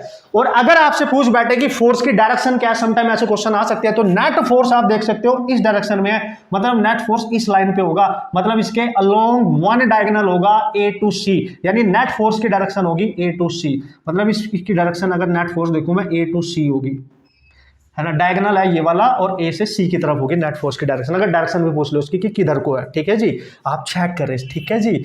हाँ, और ये अगर एंगल पूछ ले इस साइड के साथ भी 45, इसके साथ भी 45 एंगल बना रहा है, दिख रहा है मेरे को, एफ सी निकालो अब ये वाला, जो इस वाले ने इस पे फोर्स अप्लाई किया ये वाला इस लाइन पे जो एफ सी है, तो के इन दोनों का चार्ज है, क्यू देखो ये नेगेटिव है, नेगेटिव नहीं लेना, पॉजिटिव ही लेना, मैग्नीट्यूड लेते हैं ना, ठीक है। और यहां से लेके यहां तक इन दोनों के बीच की डिस्टेंस, सर ये ए है, ये ए है, ये 90 पाइथागोरस बोलती है √2a होगा, कैलकुलेट कर लेना, बहुत बार किया है, ठीक है।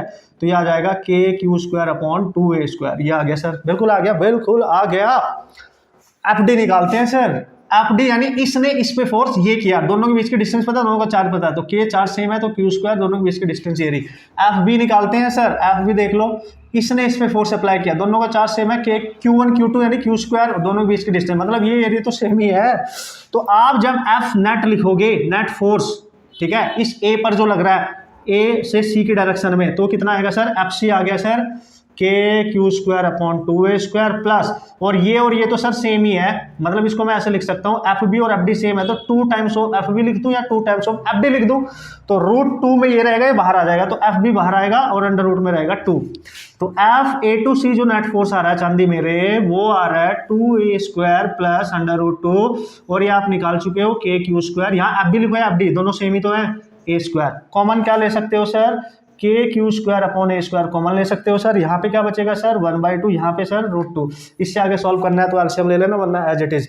This is your final answer guys, this is your final answer, this is how you can approach this formula, this concept to solve the problem, okay. Hope so in examples के through आपको जो मैं चाहता था समझाना कि इसको apply कैसे करें, भारत का बच्चा इंडिया का हर बच्चे को ये आना चाहिए। आप बहुत टिपिकल प्रॉब्लम को पहले अप्रोच मत करो, जब तक आपके बेसिक फंडामेंटल स्ट्रॉन्ग ना हो जाए, उसके बाद आपको डर लगेगा ही नहीं बॉस, हर टाइप के क्वेश्चन को हम हैंडल करेंगे। अभी देखते जाओ ना, जर्नी अभी खत्म नहीं हुई है बॉस, बहुत बेहतरीन टाइप का न्यूमेरिकल हम डिस्कस करने वाले हैं, आपको आइडिया लगेगा, आपको फील होगा कि वाह यार सर धीरे धीरे मैं इंप्रूव कर रहा हूँ और मजा आ रहा है मेरे को लाइफ, मतलब अब मैं फोर्ट डालूंगा, सच में मेरा कॉन्फिडेंस आ रहा है, ठीक है, ये फील होगा आपको क्लियरली, ओके धुरंधर खिलाड़ियों, तो लास्ट क्वेश्चन हम डिस्कस करने जा रहे हैं कि एप्लीकेशन में हम लास्ट क्वेश्चन किस तरीके से अप्रोच करेंगे। वैसे अब हमने सबको सीख लिया, हमें पता चल गया कि क्या टेक्निक होती है सर, फिर भी एक देख लेते हैं, उसके बाद टाइप 2 में एंटर करेंगे, मजा आएगा। मतलब टाइप 2 में मतलब सर फिर मैं क्वेश्चंस आपको यहाँ पे लिखूंगा नहीं, आपको दूंगा कि किस किस टाइप के ऑसम क्वेश्चन यहाँ पे आप कर सकते हो जो आ सकते हैं, ठीक है, कम ऑन। सो ये क्वेश्चन आप अपने खुद करना है, ठीक है, आप देख सकते हो यहाँ पे उसने बोला है कि find the net force on A charge that is small q kept at the center of a regular hexagon। एक हेक्सागन है, रेगुलर हेक्सागन मतलब उसकी ईच साइड सेम होगी, साइड दे रखी है ए, तो हर साइड सेम होगी और हर दो साइड के बीच का जो एंगल होगा 120 डिग्री होने वाला है। इसके सेंटर पे एक चार्ज रखा है स्मॉल q, इन सब चार्ज की वजह से नेट फोर्स निकालना है, नेट फोर्स, ठीक है, ये आप करेंगे और मेरे को बताएंगे, बताया जरूर किया करो, देखो यार, ठीक है, बताया जो मेरे को कैसे पता चलेगा कि लाइक आपको ये चीज आई या नहीं आई, मैं आपकी हेल्प फिर कैसे कर पाऊंगा, है ना। ये मेरे को खुशी कब होगी, जब आपको आएगी, ना कि मेरे को, ठीक है, आपको आनी चाहिए, मैं आपको सिखाना चाहता हूं, this is all about for you, okay. आपको आनी चाहिए सारी चीजें, तभी हम इतनी मेहनत कर रहे हैं मिलके मस्त तरीके से। आपने सीखना है, मैंने सिखाना है, तभी प्रोसेस कंप्लीट होगा ना भाई। अब ऐसे एग्जांपल नंबर 6, वैसे ऐसे क्वेश्चन मैंने बहुत बार आपको करा रखा है, ग्रेविटेशन में कई बार मैंने करा रखा है, जैसे हमने बात करी थी पोटेंशियल की, फील्ड इंटेंसिटी की, या फोर्स की भी वहां पे बात करी थी, वहां पे भी हमने करा था, यहाँ पे भी हम कर रहे हैं, ओके। तो उसने बोला कि यार एक्स एक्सिस के लोग बहुत सारे चार्ज रखे हैं, all they are equal, -2q -2q charge वो कुछ भी ले सकता है, प्लस माइनस में भी पुट कर सकता है, या सारे प्लस प्लस पुट कर सकता है, या सारे माइनस माइनस, या अल्टरनेट पे प्लस माइनस भी पुट कर सकता है, तरीका मैं समझाना चाहता हूं, बाकी कुछ भी करे हो। उसने बोला एक चार्ज ओरिजिन पे रखा है, दिस इज ओरिजिन, ठीक है, एक चार्ज ओरिजिन पे रखा है सर, वो है स्मॉल क्यू। तो find the net force on small Q, मतलब इस बंदे की पिटाई होनी है, जस्ट लाइक बाहुबली मूवी। ठीक है, बाहुबली अगर आपने देखी हो या कोई भी वॉरियर टाइप की मूवी, हॉलीवुड की कोई भी मूवी देखी हो जिसमें बहुत सारी सेना खड़ी होती है और एक बंदा अकेला फंस गया और पूरी सेना उसको मारने के लिए आ रही होती है, दू घोड़े पे ऐसे ऐसे करके। ठीक है, ठीक है, पूरी सेना। तो इन्फिनिटी तक बहुत सारे चार्ज हैं जो सब मिलके उन्होंने लाइक प्रॉमिस किया कि इसको आज पीटना है भाई, है ना।